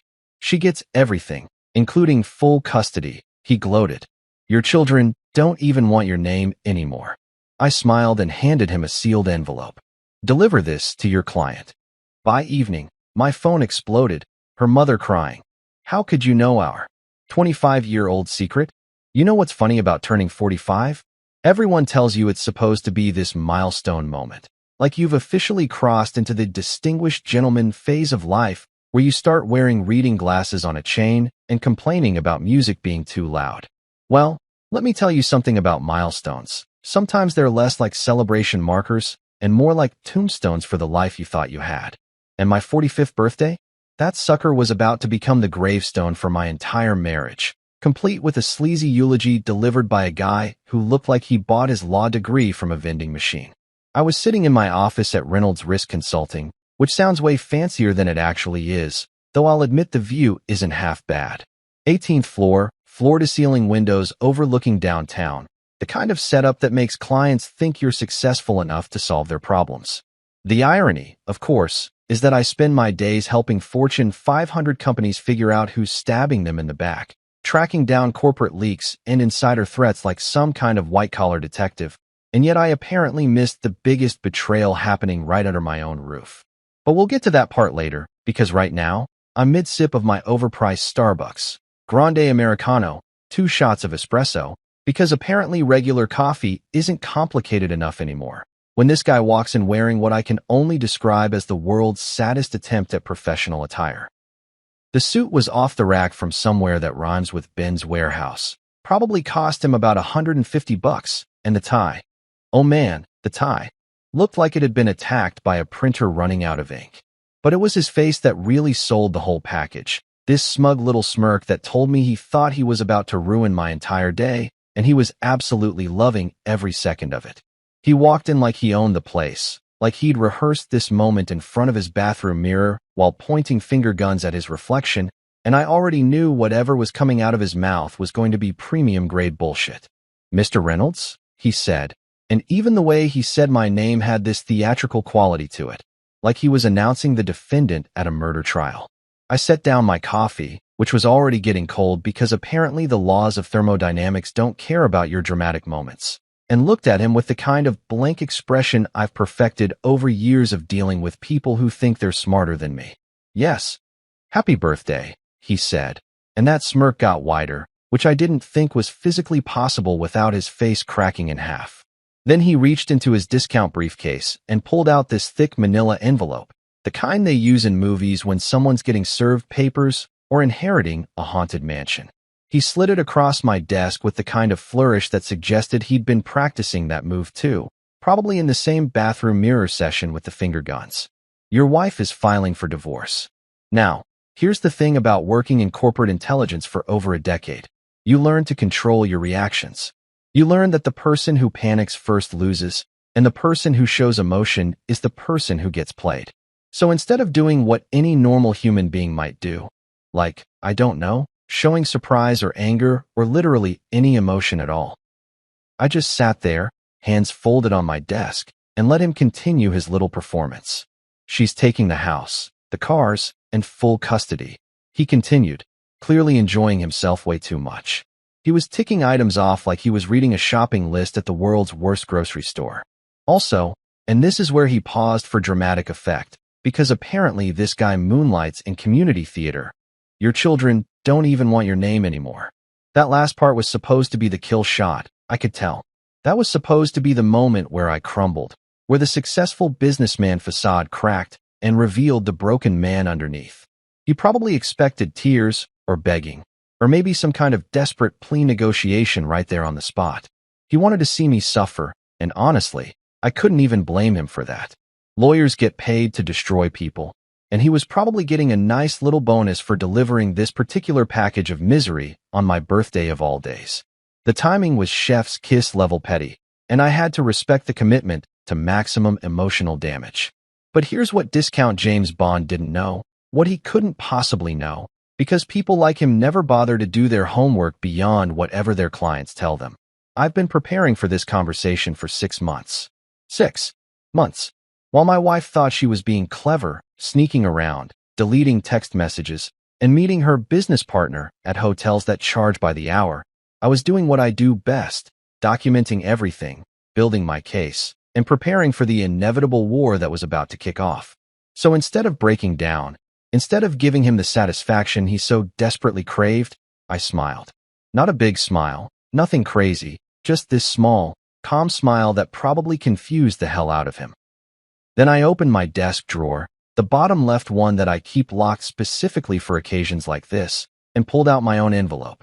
Smaller than his, sealed with actual wax because I'm petty like that, and definitely heavier because the contents weren't just paper. They were pure, concentrated truth bombs waiting to explode. "Cute," I said, keeping my voice level and relaxed, like we were discussing the weather or comparing notes on Netflix shows. "You deliver that speech well. Probably practiced it in the car on the way over, didn't you?" I stood up, walked around my desk, and handed him the envelope. "Here's the thing, though. I need you to deliver this to your client. Today. As soon as possible, actually. Consider it my birthday gift to her." He took the envelope, and I could see the confusion starting to crack through that smug exterior.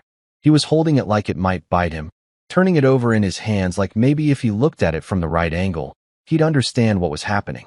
But he didn't understand, because people like him never understand until it's way too late. "What is this?" he asked, and now the confidence was wavering, just a little bit.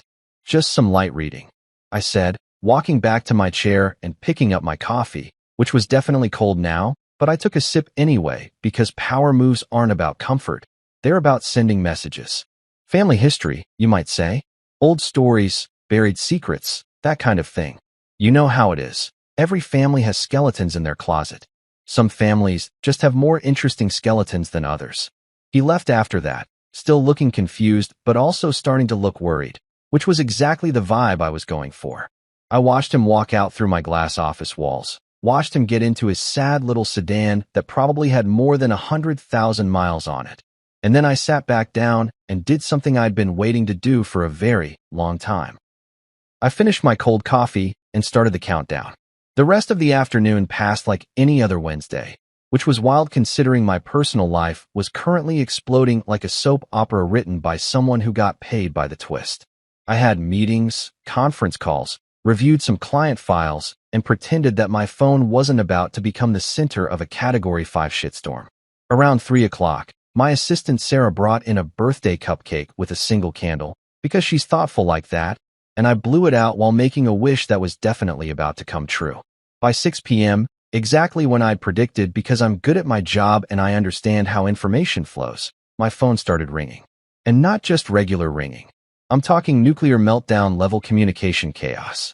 First it was Juliana, my soon-to-be ex-wife, calling from 4 different numbers because I'd blocked the first 3. Then it was her lawyer, Mr. Discount sued himself, probably panicking because he'd just realized he'd walked into a trap. Then came the calls I'd really been waiting for. Senator Edward Walsh, my father-in-law, voice tight with barely controlled rage, and Judge Margaret Walsh, my mother-in-law, who went straight past rage and landed directly on sobbing. "How could you know our 25-year-old secret?" she wailed through the phone. And I could hear her husband in the background trying to damage control, probably calculating how quickly they could make this whole thing disappear the same way they'd made that other thing disappear 2.5 decades ago.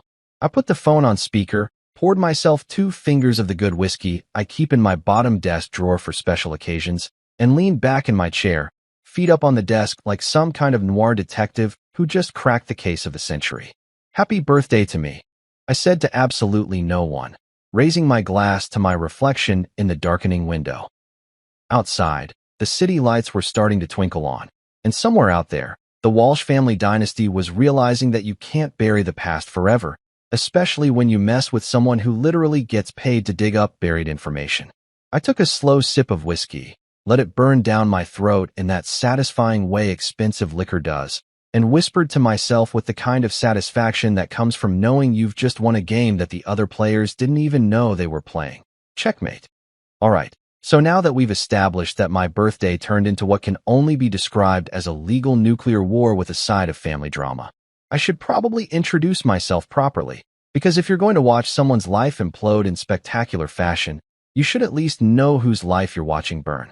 My name is Carter Reynolds, and as of today, this blessed, cursed, absolutely insane Wednesday in October, I'm officially 45 years old, which means I'm at that age where I'm supposed to be having a midlife crisis involving a sports car and questionable facial hair choices. But instead I'm having what I like to call a midlife reckoning, which is basically a crisis except everyone else is the one panicking.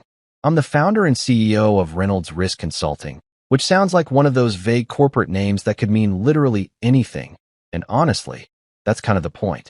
We're a corporate investigation firm, the kind of outfit that Fortune 500 companies call when they've got a problem they can't solve with their regular security team and can't risk going public with. Someone's leaking trade secrets to competitors? Call Reynolds. Suspicious insider trading patterns before major announcements? Reynolds. Executive's personal assistant suddenly buying a beach house on a $50,000 salary? You guessed it, Reynolds. We're basically the guys who show up when things have already gone wrong and everyone's desperately trying to figure out who to fire and possibly prosecute.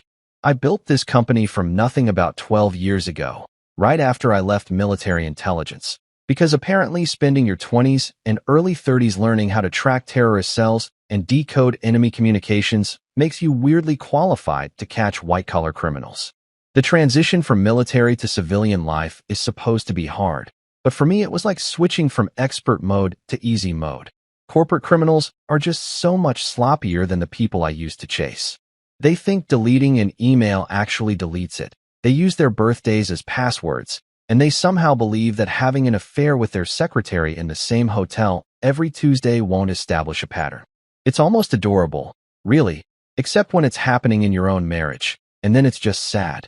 Speaking of my marriage, let me introduce you to Juliana Walsh Reynolds, age 37, owner of more designer handbags than most department stores, and current holder of the title Woman Who Thought She Could Outsmart an Intelligence Professional. Juliana is, or I guess was, since we're doing the whole divorce thing now, my wife of 9 years, though if we're being technical, she stopped being my wife in any meaningful sense about 3 years ago when she decided that our marriage vows had an expiration date, and hers had apparently gone bad like milk left out on the counter. She's beautiful, I'll give her that. The kind of beautiful that turns heads in restaurants and makes other women whisper in bathroom lines. 5'7", blonde hair that costs more to maintain than my car payments, and this smile that she deploys like a tactical weapon whenever she needs something. We met at a charity gala about 10 years ago, one of those black tie events where rich people pretend to care about poor people for 3 hours while drinking champagne that costs more than most people's monthly rent. I was there because one of my clients had dragged me along, and she was there because she was on the board of some foundation her mother ran, probably as a tax write-off. She approached me at the bar, which should have been my first red flag, because confident, beautiful women don't usually approach me. I'm more of a quietly competent in the corner type, and told me she admired strong men who protect people. At the time, I thought she meant it. Turns out what she actually meant was men with money who won't ask too many questions, but hindsight is 20/20 and all that. Now, Juliana didn't come from nothing. She came from something, and that something is the Walsh family, which in this city is basically political royalty if political royalty was built on questionable ethics and strategic memory loss. Her father is Senator Edward Walsh, currently serving his 4th term representing our fine state and consistently voting for whatever benefits him and his donor friends most. He's got that perfect politician look, all white teeth and firm handshakes and absolutely zero genuine emotion behind his eyes. I've seen robots with more authentic human responses. Her mother is Judge Margaret Walsh, who sits on the state Supreme Court and has built her entire career on being tough on crime, which is hilarious considering the skeletons in her closet could fill their own cemetery, but we'll get to that later. The Walsh family is the kind of family that gets streets named after them and has their portraits hanging in government buildings, the kind of family where everyone knows everyone and favors get traded like baseball cards. Juliana grew up in that world, where image is everything and actual substance is optional, where problems get solved with phone calls to the right people and money changes hands in ways that never quite make it into public records. She learned from the best how to smile for cameras, how to say absolutely nothing while using a lot of words, and how to make people feel important right before she uses them for whatever she needs. Drama doesn't just run in her bloodline. It practically has its own dedicated circulatory system. From our marriage came 2 kids, and this is the part that actually hurts, because Connor and Madison are genuinely great children who got stuck in the middle of their parents' war. Connor just turned 8, and he's got this scary smart thing going on where he reads books about quantum physics for fun and asks questions that make his teachers nervous. Madison is 6, and she's got her mother's looks, but, I hope, not her personality. Though at 6 it's hard to tell if someone's going to grow up to be a decent human or a narcissist. Right now they're both convinced I'm the villain in this story because mommy has been running a very effective propaganda campaign, telling them that daddy is mean and daddy doesn't love them and daddy is the reason we can't be a happy family anymore. It's amazing how quickly kids will believe whatever the parent with primary custody tells them, especially when that parent knows exactly how to weaponize their emotions. But here's the thing about being trained in military intelligence. Here's what 12 years of tracking bad guys and uncovering conspiracies teaches you. When someone declares war on you, when someone decides that you're the enemy and they're going to destroy you, you don't panic. You don't freak out. You don't start making desperate moves, and you definitely don't show your hand until you've got all your pieces in position. No, what you do is something way more effective, something that most people never think to do because they're too busy reacting instead of planning. You document everything. Every text message, every phone call, every bank transaction, every suspicious late-night meeting. Every time they say they're at yoga, but their location shows them at a hotel downtown. You become a data collection machine, a human surveillance operation focused on one target, and you do it so quietly, so carefully, that they never even know they're being watched. You smile, you nod, you play the oblivious husband, and the whole time you're building a case that would make prosecutors jealous. Because that's what they don't teach you in marriage counseling. That's what the self-help books don't mention. Sometimes love isn't enough. Sometimes commitment doesn't matter. And sometimes the person you trusted most in the world is the person who's going to betray you the worst. And when that happens, when you realize that the life you thought you had was actually just a performance put on for your benefit, you've got two choices. You can fall apart, play the victim, let them take everything while you cry about how unfair life is. Or you can do what I did. You can prepare for war. Not the loud kind of war with yelling and throwing things and dramatic confrontations that end up on social media. No, the quiet kind, the strategic kind, the kind of war where you're 3 moves ahead and they don't even know the game has started. The kind where you let them think they're winning right up until the moment you flip the board and reveal that you've been playing a completely different game the entire time. That's what the past 6 months have been for me. One long strategic preparation for this exact moment. This birthday ambush that Juliana thought was going to destroy me. She thought she had it all figured out, thought she'd timed it perfectly for maximum emotional damage, thought she'd finally get to trade in her disappointing husband for a newer model while taking half my assets and both my kids. What she didn't count on was that I'm really, really good at my job, and my job is finding out things people don't want found. She didn't count on the fact that spending 12 years in military intelligence makes you paranoid in all the right ways. And she definitely didn't count on me being petty enough to wait until she struck first, just so I could hit back 10 times harder. So yeah, that's me. Carter Reynolds, 45 years old, corporate investigator, soon-to-be divorced father of 2, and apparently the kind of person who ruins lives when properly motivated. Welcome to my midlife crisis, where instead of buying a Corvette and dating 25-year-olds, I'm destroying a political dynasty and reclaiming my entire life. Trust me, it's way more satisfying than a sports car. Let me tell you about the 2 things Juliana loved more than anything else in this world, and spoiler alert, neither of them was me, which honestly I should have figured out way earlier, but apparently I'm an idiot when it comes to my own life despite being a genius at dissecting everyone else's. The first thing she loved was luxury handbags. And I'm not talking about your normal, oh that's a nice purse kind of bags.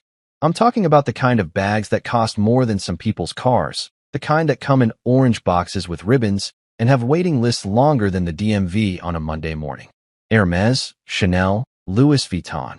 She collected them like some people collect stamps or baseball cards, except each item in her collection could probably fund a small country's education system for a year. Our walk-in closet, which was roughly the size of most people's bedrooms, had an entire wall dedicated to these things, all lined up like little leather trophies celebrating her ability to spend my money in increasingly creative ways. The second thing she loved was attention, and this one was way more dangerous than the handbag obsession because at least bags just sit there looking expensive. Attention requires an audience, and Juliana needed constant validation like normal people need oxygen. She needed people looking at her, admiring her, telling her she was beautiful and special and amazing. And I'll be honest, I tried to give her that attention for the first few years of our marriage. I really did. I complimented her outfits, showed up to her charity events, played the role of supportive husband, but apparently I wasn't giving her enough of whatever it was she needed, or maybe I was just too boring, too focused on work, too much of a regular guy who thought marriage meant partnership instead of perpetual performance art. So she found someone who could give her that attention, someone who looked at her like she was the only person in the room, someone who had abs you could see through his shirt and the intellectual depth of a puddle in a parking lot. Enter Brandon Pierce, personal trainer, aspiring real estate mogul, and current holder of the title, Dumbest Man to Ever Think He Was Smart. Brandon is 32, which already tells you everything you need to know about where Juliana's head was at.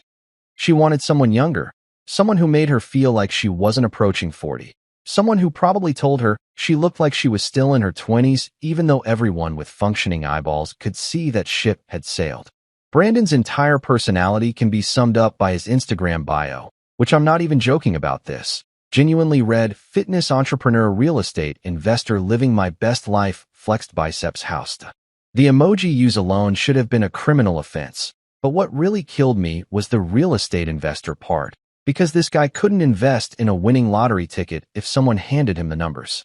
He worked at one of those chain gyms where the membership costs $19 a month and the equipment looks like it was salvaged from a 1980s prison, and his big claim to fame was that he once helped some minor local celebrity lose 20 pounds for a wedding, which apparently qualified him to lecture people about optimizing their lifestyle on social media. Now, Juliana met Brandon at, where else? The gym, because apparently that's where midlife crises go to find validation these days. She'd hired him as her personal trainer, which I was actually fine with at first because she'd been complaining about wanting to get in shape, and I figured having a professional help her was better than listening to her talk about starting another diet she'd quit in 3 days. What I didn't anticipate was that personal training would turn into personal relationship, but honestly, I should have seen it coming the second I met this guy, because he had that specific kind of confidence that only comes from being good-looking enough that people let you get away with being stupid. The first time Brandon came to our house, because apparently working out at the gym wasn't good enough, she needed private sessions in our home gym. I watched him walk in wearing pants so tight I could see his religion, a tank top that might as well have been painted on, and enough cologne to fumigate a small apartment building. The cologne was called something ridiculous like fierce or intensity, or maybe just lawsuit. I don't remember exactly, but it smelled like someone had bottled the concept of trying too hard and added notes of desperation. He shook my hand with this grip that was trying way too hard to prove something, looked me in the eye with this smile that was probably supposed to be friendly but came off as predatory, and called me boss, like we were suddenly best friends. "Great to meet you, boss," he said, and I remember thinking that nobody who calls you boss in your own house is actually respecting you as a boss. "Your wife's been telling me all about you. Corporate security, right? That's awesome, man. Real Jason Bourne stuff." I wasn't corporate security. I ran a corporate investigation firm, and it was nothing like Jason Bourne, but correcting him would have required him to understand the difference, and I was pretty sure that was asking too much. So I just smiled, said something non-committal, and watched him follow Juliana downstairs to the gym while I mentally calculated how long it would take before this turned into exactly what it eventually turned into. The affair, because let's just call it what it was, started sometime around month 2 of the training sessions, which I know because that's when Juliana suddenly got really interested in business opportunities and started talking about investing in real estate. Not just buying a rental property or something normal like that, but becoming Brandon's business partner in some vague development project that was definitely going to make them both millionaires and definitely wasn't just an excuse to spend more time together. She started having these business meetings that ran late into the evening, started taking calls in other rooms with the door closed, started being on her phone constantly while sitting right next to me on the couch, and the whole time she's explaining that she's building their portfolio and diversifying their investments, like I'm supposed to believe that she suddenly became a real estate expert by sleeping with a guy who thinks equity is just a fancy word for expensive. Brandon, to his credit, actually believed he was a business genius, which was almost endearing in how delusional it was. He'd talk about flipping properties and building wealth and creating passive income streams with the confidence of someone who'd watched 3 YouTube videos and thought he'd earned an MBA. The reality was that he was broke, living in a studio apartment with furniture from IKEA, and not even the good IKEA stuff, the stuff from the as-is section that's probably structurally unsound, and driving a leased BMW that he could barely afford but needed because apparently image is everything when you're trying to convince people you're successful. His idea of a business partnership with Juliana was basically just having her fund everything while he contributed his expertise, which as far as I could tell consisted of knowing a guy who knew a guy who sometimes flipped houses. He couldn't spell dumbbell without autocorrect. I know this because I saw a text message where he spelled it dumbbell, which isn't even close. And yet somehow he thought he was qualified to lecture people about building wealth and making smart investments. He wore watches that looked expensive but were actually $40 knockoffs you could buy at the mall, the kind with fake diamonds that fall off if you look at them too hard. And he drove that BMW like it was proof of his success instead of proof of his ability to make bad financial decisions. The really hilarious part The part that almost made me laugh, except it was my marriage imploding, so it wasn't actually funny, was watching them think they were being sneaky. They thought I didn't notice the late-night texts, the way she'd change her clothes 3 times before going to yoga, the fact that her yoga sessions always seemed to happen at times when the actual yoga studio was closed.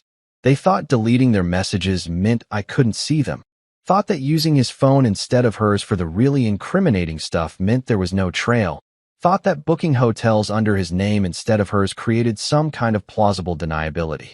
But here's the thing about being married to someone who investigates people for a living. You should probably assume that person knows how to investigate you too. Every deleted text, every cash withdrawal, every business lunch that showed up on credit card statements, I saw it all. I watched them build their little fantasy world where they were going to run off together and live this amazing life funded by my money and my assets. And the whole time, I'm just sitting back thinking, okay, let them cook. Let them think they're getting away with it. Because every chef eventually burns the kitchen, and I'm going to be right here when the smoke alarm goes off. Brandon thought he was Socrates in a tight shirt, some kind of philosopher entrepreneur who'd figured out the secrets of life and success. In reality, he was just another himbo who'd confused being attractive with being intelligent, and now he was about to learn the hardest lesson of his life. Never get involved in a war between a trained intelligence operative and his wife, because you're not a player in that game. You're just collateral damage waiting to happen. Here's what 12 years in military intelligence teaches you that most people never learn. When you discover you've been betrayed, when you realize that someone you trusted has been lying to your face for months or maybe years, the absolute worst thing you can do is react immediately.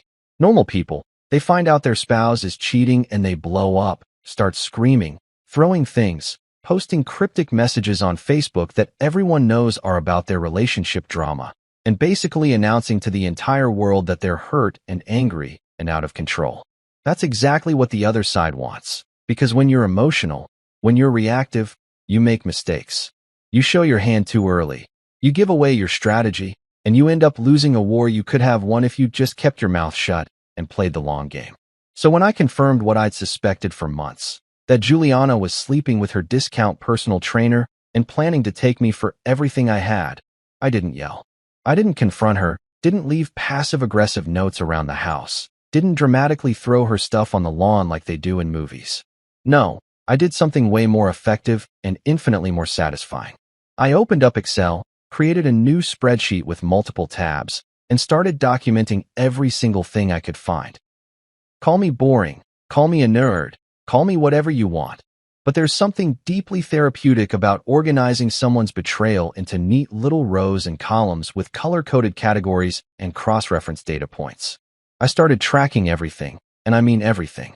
Bank statements going back 3 years, because financial infidelity almost always comes before physical infidelity.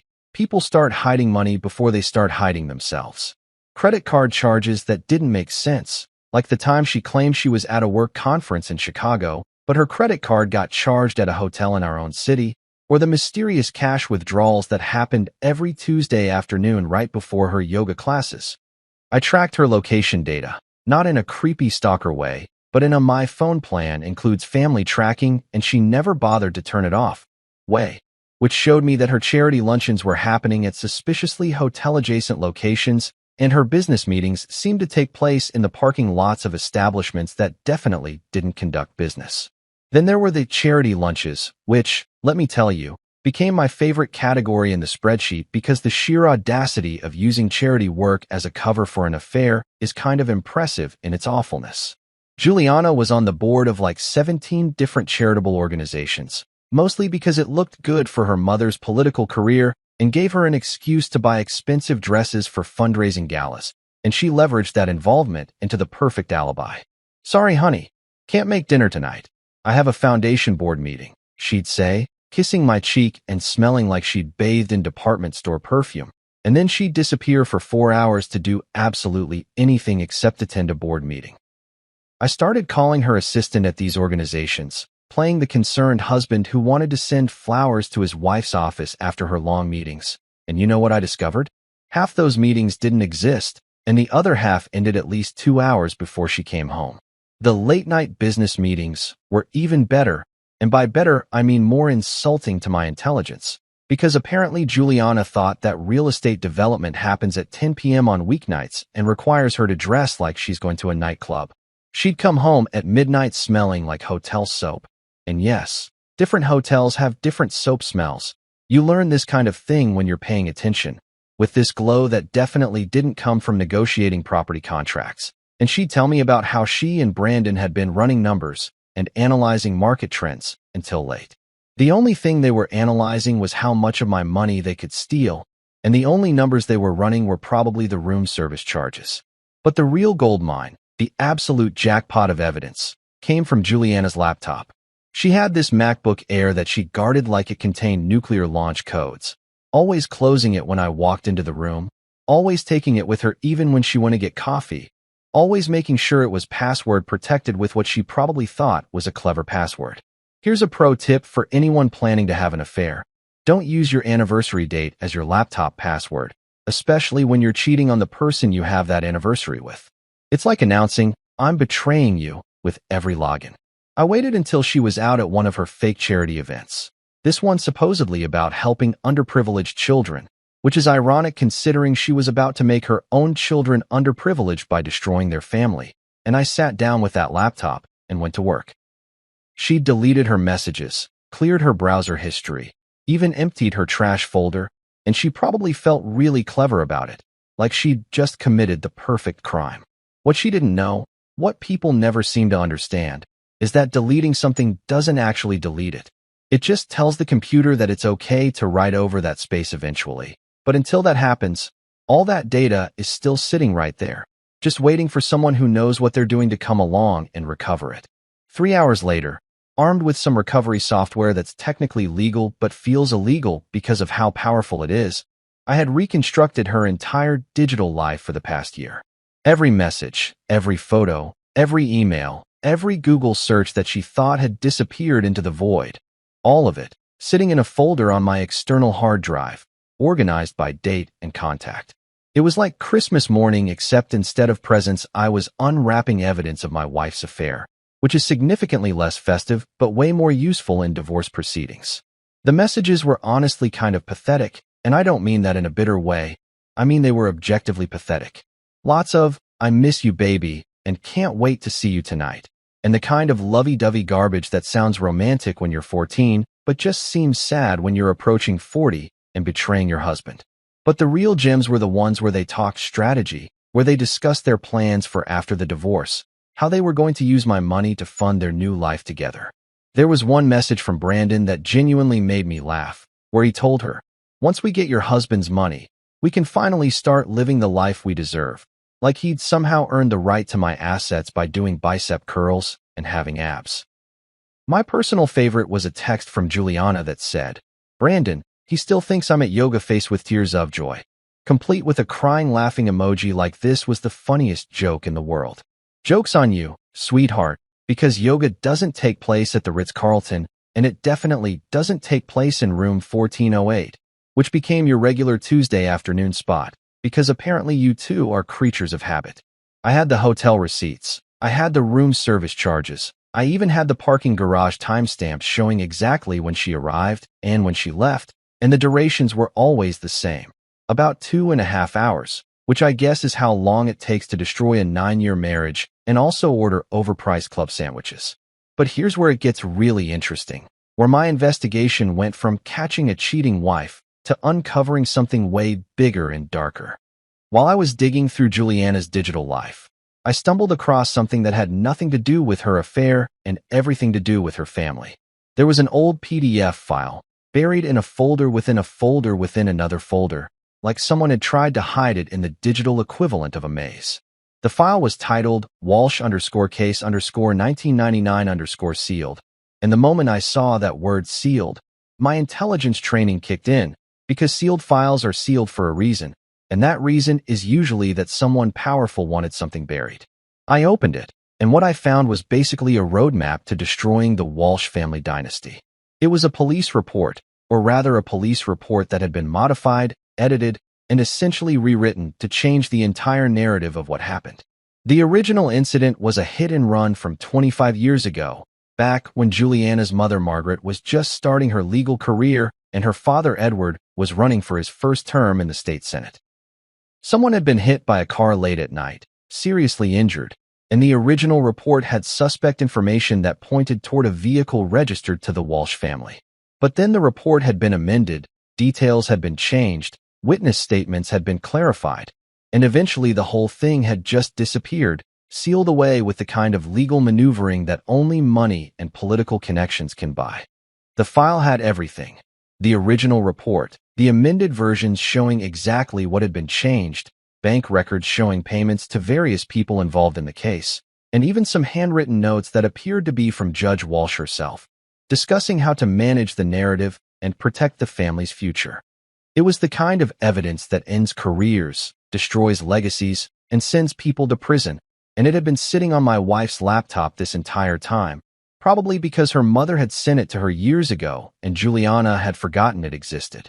So now I had something way better than proof of an affair. I had leverage, the kind of nuclear-level leverage that makes people very nervous and very cooperative. I had evidence that the Walsh family, these pillars of the community who built their entire image on law and order and family values, had covered up a serious crime and destroyed evidence to protect their political ambitions. And the best part was that they had no idea I had it. No idea that while they were planning to take my kids and my money, I was sitting on information that could end all of them. I created a new tab in my spreadsheet, labeled it Insurance Policy, and started organizing this new treasure trove of career-ending documentation. Then I sat back, looked at my work, and realized that Juliana and her family had made a critical mistake. They'd brought a knife to a gunfight, and I'd brought an entire arsenal. Checkmate was coming. They just didn't know it yet. Once I had all my evidence compiled, organized, and safely backed up in about 17 different locations because I'm paranoid like that, I did something that probably confused the hell out of Juliana. I became the perfect husband. Not in a creepy, trying too hard way that would have been obvious, but in a subtle, natural way that made her think maybe her guilt was finally working on me. Maybe I was sensing something was wrong and trying to fix our marriage before it completely fell apart. Little did she know that I wasn't trying to save anything. I was just giving her enough rope to hang herself with. And apparently I'm the kind of petty that enjoys watching people tie their own nooses. I started acting normal. And by normal, I mean maybe too normal, like suspiciously normal, the kind of normal where you're so aggressively fine with everything that it almost circles back around to being weird. I'd wake up early and make her coffee, exactly the way she liked it with that overpriced oat milk that costs more than regular milk for no reason except marketing. I'd kiss her cheek when she left for her meetings, tell her to have a good day, and ask about her work when she came home smelling like hotel soap and lies. I'd smile and nod when she talked about Brandon's amazing real estate insights, even though listening to her repeat his nonsense was like getting a root canal performed by someone who learned dentistry from YouTube. On our anniversary, which was particularly hilarious timing considering she was actively planning to divorce me, I took her to that fancy restaurant she loved, the one where appetizers cost $40 and you leave hungry because they believe in portion control or whatever excuse rich people use for serving tiny food on giant plates. I bought her flowers, told her she looked beautiful, and played the role of devoted husband so convincingly that I could see the guilt flickering across her face every time she looked at me. She actually teared up at one point, and I remember thinking, yeah, cry it out now, because you're going to be crying a lot more later when this all comes crashing down. But the real Oscar-worthy performance came when I upgraded her car. She'd been complaining about her Mercedes for months, saying it was getting old. It was 3 years old, which in normal people world means it's basically brand new. But in Juliana's world, anything over 2 years old is basically a fossil. So I surprised her with a brand new one.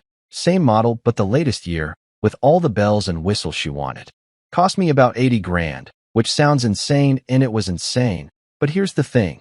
I knew that in a few months when the divorce went through, that car was going to be mine anyway, and watching her face light up thinking she'd manipulated me into buying it was worth every penny just for the dramatic irony. She thought guilt was working, thought that on some subconscious level I knew something was wrong, and I was overcompensating by throwing money and attention at the problem. She'd hug me and say things like, "I don't deserve you," while Brandon was probably waiting in some hotel room wondering why she was running late. and I'd just smile and think, "You're absolutely right. You don't deserve me, but not in the way you think." The whole thing was like performing in a play where only I knew the actual ending, and everyone else was just improvising their way toward their own doom. Meanwhile, behind the scenes of my perfect husband act, I was uncovering more financial dirt than I ever expected. I started going through our joint accounts with the kind of attention to detail that would make forensic accountants jealous, and what I found was basically a masterclass in financial infidelity. Juliana had been moving money around like she was training for the white-collar crime Olympics, making transfers that she thought were small enough that I wouldn't notice, but that added up to something pretty significant when you put them all together. The really damning part was that she'd opened a joint account with Brandon, which is such a monumentally stupid thing to do when you're planning to divorce your husband that I almost felt bad for her. Almost. This account had both their names on it, and over the past year, she'd transferred a total of $310,000 into it. $310,000. That's not hiding a little money for emergency fund money. That's planning to run away and start a new life money. Every time she said she was buying something for the house or donating to charity or investing in her business ventures, a chunk of that money was actually going into this secret account that she thought I'd never find. The cherry on top of this financial disaster Sunday was that Brandon had used his birthday as the password for their online banking. I'm not even kidding. His birthday. The same birthday that he posted about on Instagram every year with inspirational quotes about getting older and wiser, which was ironic considering he was getting older, but definitely not wiser. This is the same guy who once told me, and I quote, "You can't get viruses on iPhones, bro. That's just not how it works," which is so confidently wrong that it wraps back around to being almost impressive. If confidence was intelligence, Brandon would be Einstein, but unfortunately for him, confidence is just confidence, and stupid is still stupid. I had access to everything now. Their messages about what they'd do with the money, their plans for buying a house together somewhere warm like Florida or California where they could start fresh, Brandon's detailed notes about how they'd invest my money into his business ventures, which appeared to consist of ideas he'd gotten from watching flip or flop reruns. There were spreadsheets, his spreadsheets, not mine, which was cute, showing projected returns on investments that didn't exist, business plans for companies that would never happen, and a budget for their future life together that was based on the assumption that they'd successfully take me for everything and I'd just roll over and let it happen. But here's where things got really interesting, where my investigation took a turn from catching an affair to uncovering a conspiracy. I found another sealed file, this one not on Juliana's laptop, but in her mother's email correspondence that Juliana had forwarded to herself years ago and forgotten about. This was the full story of that hit-and-run case from 1999, and it was so much worse than the initial file I'd found. The original police report that I'd seen before was just the tip of the iceberg. This email chain showed the entire cover-up in detail, like a how-to guide for destroying evidence and manipulating the legal system. Judge Margaret Walsh, back when she was just lawyer Margaret Walsh, had orchestrated the whole thing. The victim of the hit-and-run had been a college student walking home from a late-night study session, got hit by a car that fled the scene, ended up with serious injuries and permanent disability. The car was registered to the Walsh family, and initial witness statements suggested it had been driven by someone matching Edward Walsh's description, though the witnesses weren't entirely certain because it was dark and they'd only seen the vehicle for a few seconds. But instead of letting the investigation proceed normally, the Walsh family had gone into full damage control mode. They'd hired the most expensive lawyers they could find, the kind that specialize in making problems disappear for wealthy clients. Money had changed hands. Payments to witnesses who suddenly remembered things differently. Payments to police officers who lost certain pieces of evidence. Payments to the victim's family to settle quietly and seal all the records.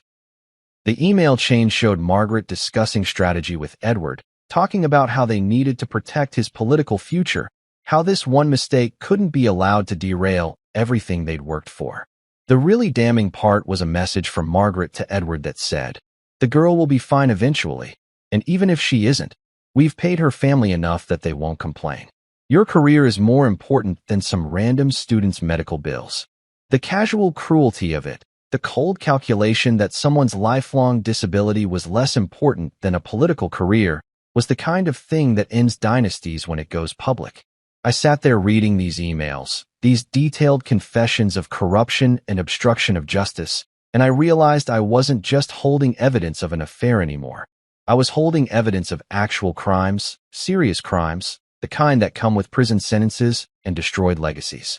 And the Walsh family had no idea this evidence existed outside their control, had no idea that their daughter had accidentally kept copies of everything, had no idea that those copies were now in the hands of the son-in-law they were about to betray. So I created new folders, made more backups, organized everything with timestamps and cross-references, and basically built a legal nuclear bomb that I could detonate whenever I wanted. The beauty of it was that I didn't even have to do anything illegal myself. I just had to be ready to hand over evidence of their illegal activities to the right people at the right time. I wasn't breaking the law. I was just really good at finding out when other people had broken it. And through all of this, I kept playing the perfect husband. I smiled at family dinners with the Walshes, made small talk with Senator Edward about his upcoming campaign, complimented Judge Margaret on her latest ruling, and the whole time I'm sitting there knowing that I could destroy all of them whenever I wanted. It was like playing poker with a royal flush while everyone else was bluffing with garbage hands. And the only hard part was not smiling too much and giving away that I knew I'd already won. Juliana would come home from her affairs, and I'd ask her about her day. Brandon would text her in front of me, and I'd pretend not to notice. Her parents would lecture me about responsibility and family values, and I'd nod along like I gave a damn about their opinions.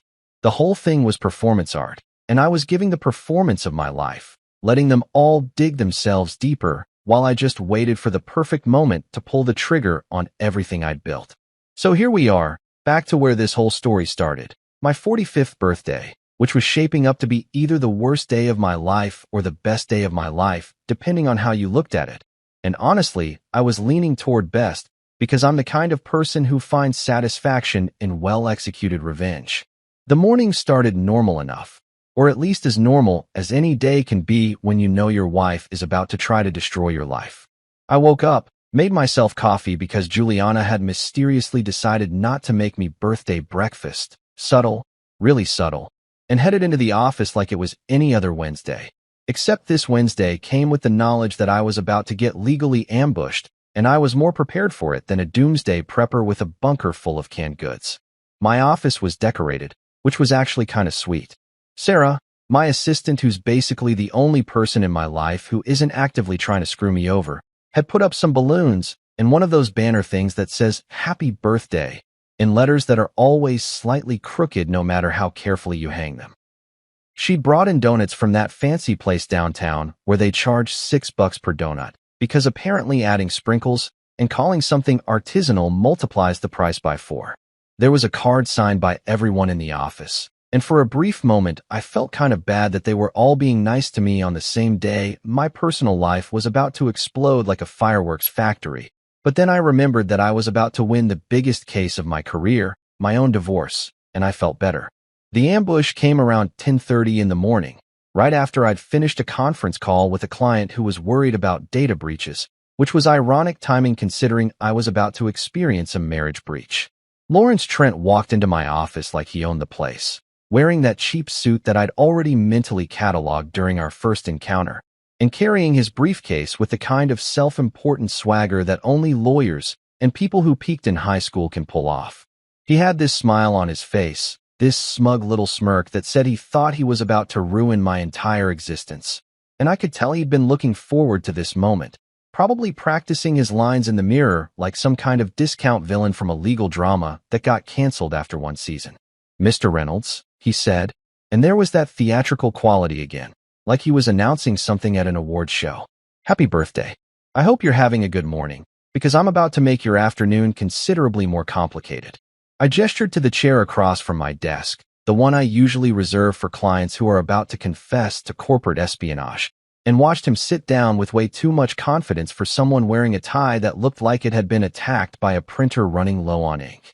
"Please sit. Can I get you something? Coffee? Water? A better suit?" He didn't appreciate the joke, which was fine because it wasn't really for him. It was for me, and I was thoroughly entertained.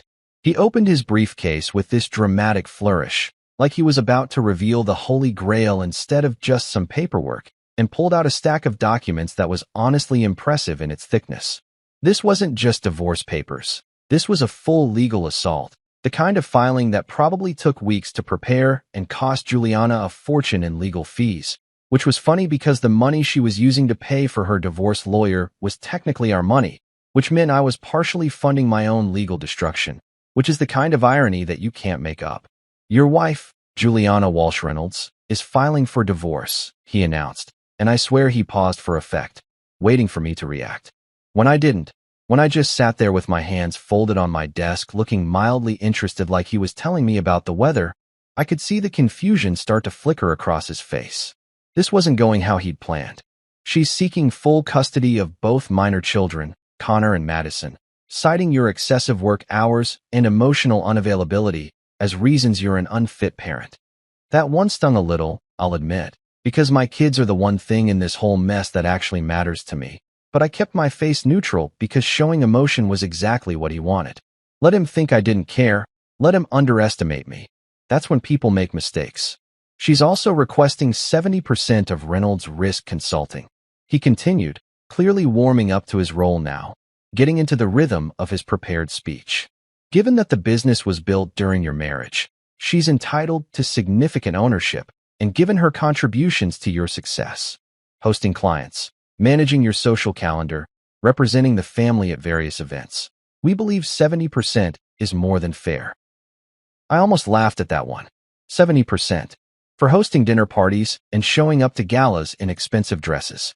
The audacity was actually kind of impressive, like asking for the moon and expecting someone to just hand it over because you asked nicely, or in this case, because you hired a lawyer who could ask with official-looking paperwork. Additionally, and this is where Lawrence really leaned into his role, probably the high point of his entire legal career, she's requesting the primary residence, both vehicles registered in your name, and a monthly spousal support payment of $25,000 for the next 10 years, which factors in the lifestyle she's become accustomed to and her limited earning potential due to focusing on family and charitable work during your marriage. He slid the documents across my desk like he was presenting evidence at a murder trial, and I glanced down at them without really reading them because I'd already known everything he was going to say. I'd seen drafts of these papers weeks ago when I'd hacked into her lawyer's email, which sounds illegal, but is actually just creative information gathering according to my own moral compass, and I'd been preparing my response ever since. Impressive, I said, leaning back in my chair with what I hoped looked like casual indifference. You rehearsed that whole speech, or does arrogance just come naturally to you? His smile faltered for a second, and I could see the wheels turning in his head, trying to figure out if I was joking, or if I was serious, or if maybe I was having some kind of breakdown that manifested as inappropriate humor. Mr. Reynolds, I don't think you understand the seriousness of this situation. Your wife has a very strong case, and if you contest this, it's going to get ugly. For you. Oh, I understand perfectly, I said, opening my desk drawer, the same drawer where I prepared my counter-ambush, and pulling out that beautiful sealed envelope that I'd been looking forward to delivering for weeks now. It was heavier than his envelope, which was poetic in a way, because what I was about to do to his client was definitely heavier than what she was trying to do to me. But I don't think you understand, Lawrence. Can I call you Lawrence? Or do you prefer Larry? You look like a Larry. It's Mr. Trent, he said, and now he was getting annoyed, which was exactly where I wanted him. Sure, Mr. Trent. I slid the envelope across the desk, mirroring his earlier dramatic gesture. I need you to deliver this to your client. Today. As soon as possible. Actually, tell her it's my birthday present to her, and she should open it somewhere private, preferably with her parents present, because they're going to want to be there for what comes next. He picked up the envelope like it might explode, which in a metaphorical sense it absolutely was going to, and turned it over in his hands with this confused expression that suggested his brain was working overtime, trying to figure out what was happening. What is this? Just some light reading, I said, taking a sip of my now-cold coffee because I was committed to the casual act even though my heart was racing with adrenaline. Family history, old stories, that kind of thing. You know how families are. Everyone has secrets they'd rather keep buried. Unfortunately for your client and her family, I'm really good at digging things up. It's literally my job. Lawrence stared at me for a long moment, and I could see him trying to decide if this was a bluff, if I was just trying to intimidate him with vague threats and mysterious envelopes, or if I actually had something real. The thing about lawyers like Lawrence is that they're used to dealing with emotional, reactive people who make threats they can't back up. So when they encounter someone who's calm and prepared, it throws them off their game. Mr. Reynolds, if you think you can intimidate my client with— I'm not intimidating anyone, I interrupted, and my voice was pleasant, almost cheerful. I'm just providing information. Public service, really. Your client and her family are very concerned about their reputation, their legacy, all that political dynasty stuff. And I thought they should know that someone has access to certain historical documents that might be of interest to, say, journalists, or federal investigators, or both. Now he looked worried, actually worried, and I could see the exact moment when he realized that maybe he'd walked into something bigger than a standard divorce case with a wealthy couple fighting over assets. This wasn't just about money anymore. This was about something that could end careers and destroy families, and he was holding the evidence in his hands without even knowing what it was. Deliver the envelope, Larry, I said, standing up to signal that our meeting was over. And tell your client that if she wants to have a conversation about reasonable settlement terms instead of trying to take me for everything, my door is open. But if she wants to play hardball, if she wants to make this ugly, then that envelope is just the opening move. I've got a whole chess game planned out, and trust me, she doesn't want to see the end game. He left looking like he'd just been punched in the stomach, clutching that envelope like it was radioactive material, and I watched him walk out of my office with the kind of satisfaction that only comes from knowing you've just launched a counterattack that's going to hit like a freight train. I sat back down, finished my cold coffee, and checked my watch. Based on my calculations, accounting for drive time and the time it would take Juliana to actually open the envelope and read the contents, I estimated I had about 3 to 4 hours before my phone started exploding with panicked calls from the Walsh family. I was wrong. It only took 2.5 hours. And when those calls started coming in, when I saw Juliana's name flash across my screen followed by her mother's number, and then her father's, I let them all go to voicemail for the first round, because making powerful people wait is its own kind of satisfaction. By 6 p.m., I had 17 missed calls, 9 voicemails, and about 30 text messages ranging from angry to desperate to straight up begging. And that's when I finally poured myself that drink, put my feet up on my desk, and called back. The first call came in at exactly 3:47 p.m., which was actually earlier than I'd predicted, meaning either Juliana was a faster reader than I gave her credit for, or she'd taken one look at the documents and immediately understood just how screwed she was. I was in the middle of a meeting with a potential client, explaining how we could help track down whoever was leaking their product designs to competitors, when my phone started vibrating on my desk with that insistent buzz that means someone really needs to talk to you right now. I glanced down, saw Juliana Mobile flash across the screen, and silenced it with the kind of casual dismissal that probably would have enraged her if she'd been there to see it. The client didn't notice, or if he did, he was polite enough not to mention it, and we continued discussing contract terms while my phone kept lighting up like a slot machine hitting jackpot. By the time the meeting ended 45 minutes later, I had 8 missed calls from Juliana, 3 from a number I didn't recognize but assumed was her trying to outsmart my screening by calling from somewhere else, and 2 from her mother's cell phone. The voicemails were piling up in my inbox like angry little time bombs waiting to explode, and I have to admit, I was really looking forward to listening to them, because there's something deeply satisfying about hearing powerful people lose their composure. But I didn't listen to them yet, because the game was just getting started, and I wanted to let them marinate in their panic for a little while longer. Let them wonder if I was ignoring them or if I just hadn't seen the calls. Let their imaginations run wild with worst-case scenarios. I made myself another coffee. The good stuff from the espresso machine in the break room, not the garbage from the office pot that tastes like it was brewed through an old gym sock, and settled back into my office to do some actual work. One of the benefits of running your own company is that you can pretty much set your own schedule, and if that schedule involves letting your soon-to-be ex-wife and her corrupt family sweat it out for a few hours while you catch up on emails, well, that's just good time management. Around 5:30, my assistant Sarah knocked on my door with that look she gets when she knows something's up, but is too professional to ask about it directly. "Mr. Reynolds, you've had several calls from your wife," she said, and I could tell she was trying to phrase it in a way that didn't sound judgmental, but also communicated that maybe I should probably call back because the calls were getting increasingly frantic. She said it was urgent. Family emergency urgent. Thanks, Sarah, I said, giving her my best reassuring smile. It's fine. Just some personal stuff we're working through. Nothing to worry about. She nodded and left, but I could see the concern in her eyes because Sarah's worked for me for 5 years, and she's developed this sixth sense about when things are going sideways in my personal life, which is actually pretty often considering my personal life has been a disaster for the past few years. The difference was that this time, this particular disaster was entirely under my control and going exactly according to plan. At 6 p.m. sharp, I finally decided it was time to start returning calls.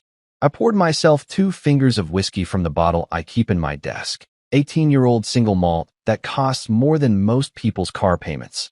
Because if you're going to destroy your wife's family dynasty, you might as well do it with class, and dialed Juliana's number.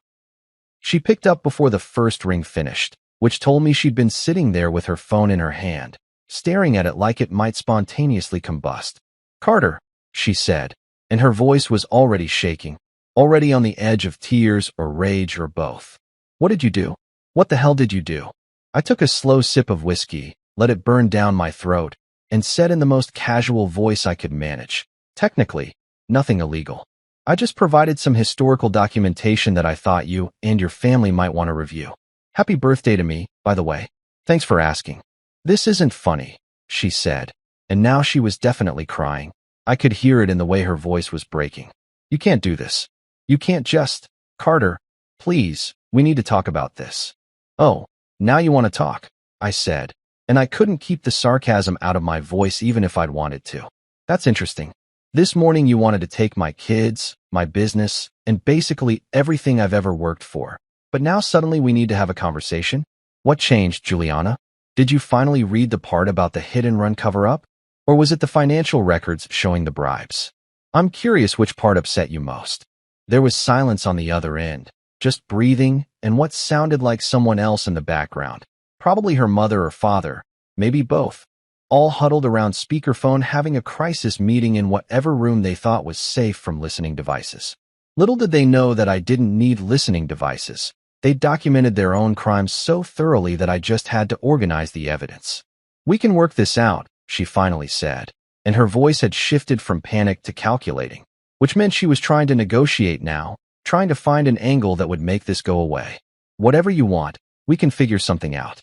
Just please don't. Don't what? I interrupted. Don't tell the truth? Don't share historical facts with people who might be interested in them? Juliana, I'm not doing anything. Yet.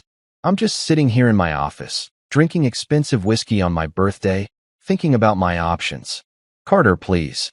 I hung up, not in an angry slam the phone down way, just a simple press of the end call button, because sometimes the most devastating thing you can do is just stop talking. Let them sit with that silence. Let them wonder what I'm planning. Let them panic about all the ways this could blow up in their faces. The second call came 3 minutes later, and this time it was Judge Margaret Walsh herself, using her, I'm a serious authority figure, voice that probably works great in courtrooms, but wasn't going to work on me. I let it ring 4 times before answering, just to be petty about it. Carter, she said, skipping all the pleasantries and going straight to business. How did you find those files? They were sealed. Legally sealed. You had no right to access them. I said simply. You should try it sometime. Very educational. You learn all sorts of interesting things, like how political families sometimes cover up serious crimes to protect their careers. Real page-turner material. Those files are protected. Were protected. I corrected. Past tense. See, the thing about digital files is that they're really hard to actually destroy. You can seal them legally. You can hide them. You can pretend they don't exist. But somewhere, somehow, there's always a copy floating around. In this case, that copy ended up on your daughter's laptop, and she very helpfully forwarded it to herself via email years ago, probably for insurance purposes. Smart move, actually. Just unfortunate for you that I'm married to her, and I know how to recover deleted files. I could practically hear her blood pressure spiking through the phone. You can't use those files. They're inadmissible. They're protected by attorney-client privilege. In court, maybe, I said, swirling my whiskey and enjoying the way the light caught it. But I'm not planning to take you to court, Margaret. I'm planning to take you to the court of public opinion, which has much looser rules about admissibility. CNN would have a field day with this story. Prominent judge and senator covered up hit-and-run 25 years ago, bribed witnesses, falsified police reports. I bet they could stretch that into a week-long special report, maybe get one of those investigative journalism awards. Very prestigious. You wouldn't dare, she said. But her voice was wavering now, the authority figure mask slipping to reveal the scared woman underneath. Wouldn't I? I asked. See, here's the thing. This morning, your daughter tried to take my children away from me. She tried to destroy my business, take my assets, and basically ruin my life. Over an affair with a personal trainer who can't spell dumbbell, which is actually kind of impressive in how stupid it is. So yeah, I would absolutely dare. I would dare with enthusiasm and a smile on my face. The third call came an hour later, after I'd let both Juliana and her mother stew in their panic for a while. And this time it was Senator Edward Walsh himself, using his carefully cultivated man-of-the-people voice that he probably practiced in the mirror before campaign speeches. He tried the friendly approach first, calling me son, like we were buddies having a casual chat instead of enemies in the middle of a war. Carter, son, I think there's been a misunderstanding here, he started, and I could picture him in his study, probably wearing one of those cardigan sweaters that politicians wear when they want to look relatable and trustworthy. Whatever my daughter did, whatever mistakes were made, I'm sure we can work this out like reasonable people. Family shouldn't fight like this. We're not family, Edward, I said, deliberately using his first name instead of Senator because I knew it would annoy him. We were family when it was convenient for you, when you could use me for photo ops and claim that your daughter married a successful businessman. But the moment Juliana decided to trade me in for a newer model, the moment you all decided to destroy me, that family connection ended. You made this personal, so don't act surprised when I respond personally. You don't want to make enemies in Washington, son, he said, and now the friendly mask was slipping, revealing the politician underneath who was used to getting his way through implied threats. I have friends in very high places, and I have evidence of multiple felonies that you committed, I interrupted. So let's talk about who has more leverage here. Your friends in high places? They'll abandon you the second this story breaks. Because politicians are like rats on a sinking ship. They only stick around when things are good. The moment you become a liability, the moment your scandal threatens to splash back on them, they'll be writing press releases about how they barely knew you. There was a long silence, and I could hear him breathing heavily, probably trying to control his anger. Senator Edward Walsh was not used to being talked to like this, was not used to someone treating him like he was anything other than powerful and important, and the cognitive dissonance was probably giving him a headache. What do you want? He finally asked, and his voice was flat now, defeated, like a poker player who just realized he was holding nothing while the other guy had a royal flush. Oh, I already have, Senator, I said, finishing my whiskey in one satisfying gulp. You're just cheaper to destroy. I hung up on him too, because apparently I was in a hanging up on people mood, and sat back in my chair feeling more satisfied than I had in years. My phone kept buzzing with incoming calls and texts, a never-ending stream of panic and desperation from the Walsh family, as they slowly realized that they'd declared war on the wrong person. Lawrence Trent, Juliana's lawyer, called twice trying to negotiate and discuss settlement options, which was lawyer speak for, please don't destroy my client, because that would also destroy my reputation. By 8 p.m., I had 23 missed calls, 14 voicemails, and 47 text messages ranging from threats to pleas to offers of various settlements that got progressively more desperate as the evening went on. I didn't respond to any of them. Within 48 hours of my birthday ambush, the entire Walsh family empire started crumbling like a sandcastle at high tide. And honestly, it was beautiful to watch in that schadenfreude kind of way where you know you probably shouldn't enjoy someone else's misery, but you absolutely do anyway. Judge Margaret Walsh announced her retirement for health reasons on Thursday morning, which everyone with half a brain knew was code for, I'm getting out before the scandal breaks. And by Thursday afternoon, Senator Edward Walsh had canceled his re-election campaign with some vague statement about spending more time with family that fooled absolutely nobody in political circles. Brandon, my wife's brilliant personal trainer boyfriend, deleted his entire Instagram account sometime around midnight on Wednesday, which was honestly the biggest tragedy of this whole situation because I'd been really enjoying watching his motivational quotes and shirtless selfies knowing that his whole life was about to implode. The guy went from posting daily inspiration about living your best life to completely disappearing from social media, probably because he'd finally figured out that being the other man in a divorce case involving political corruption and federal crimes wasn't actually the flex he thought it was. Now I spend my evenings doing something I never thought I'd get to do again, being an actual dad instead of just the guy who pays for stuff and gets ignored. Connor and Madison are back living with me full-time, and we've developed this routine where I make pancakes every Saturday morning while they tell me about their week. And honestly, it's the most normal thing in my life, and I love it more than any business deal I've ever closed. Connor's reading college-level physics books now and asking me questions I have to Google to answer, and Madison started calling me the best dad ever, which I'm pretty sure she says to get extra dessert, but I'll take it anyway. Do I regret anything? Only that I didn't install security cameras sooner, because I would have paid good money to watch Brandon try to explain to Juliana why his real estate expertise somehow required them to meet exclusively in hotel rooms with room service. That conversation probably would have been comedy gold, the kind of awkward fumbling explanation that would make a great YouTube compilation if anyone had filmed it.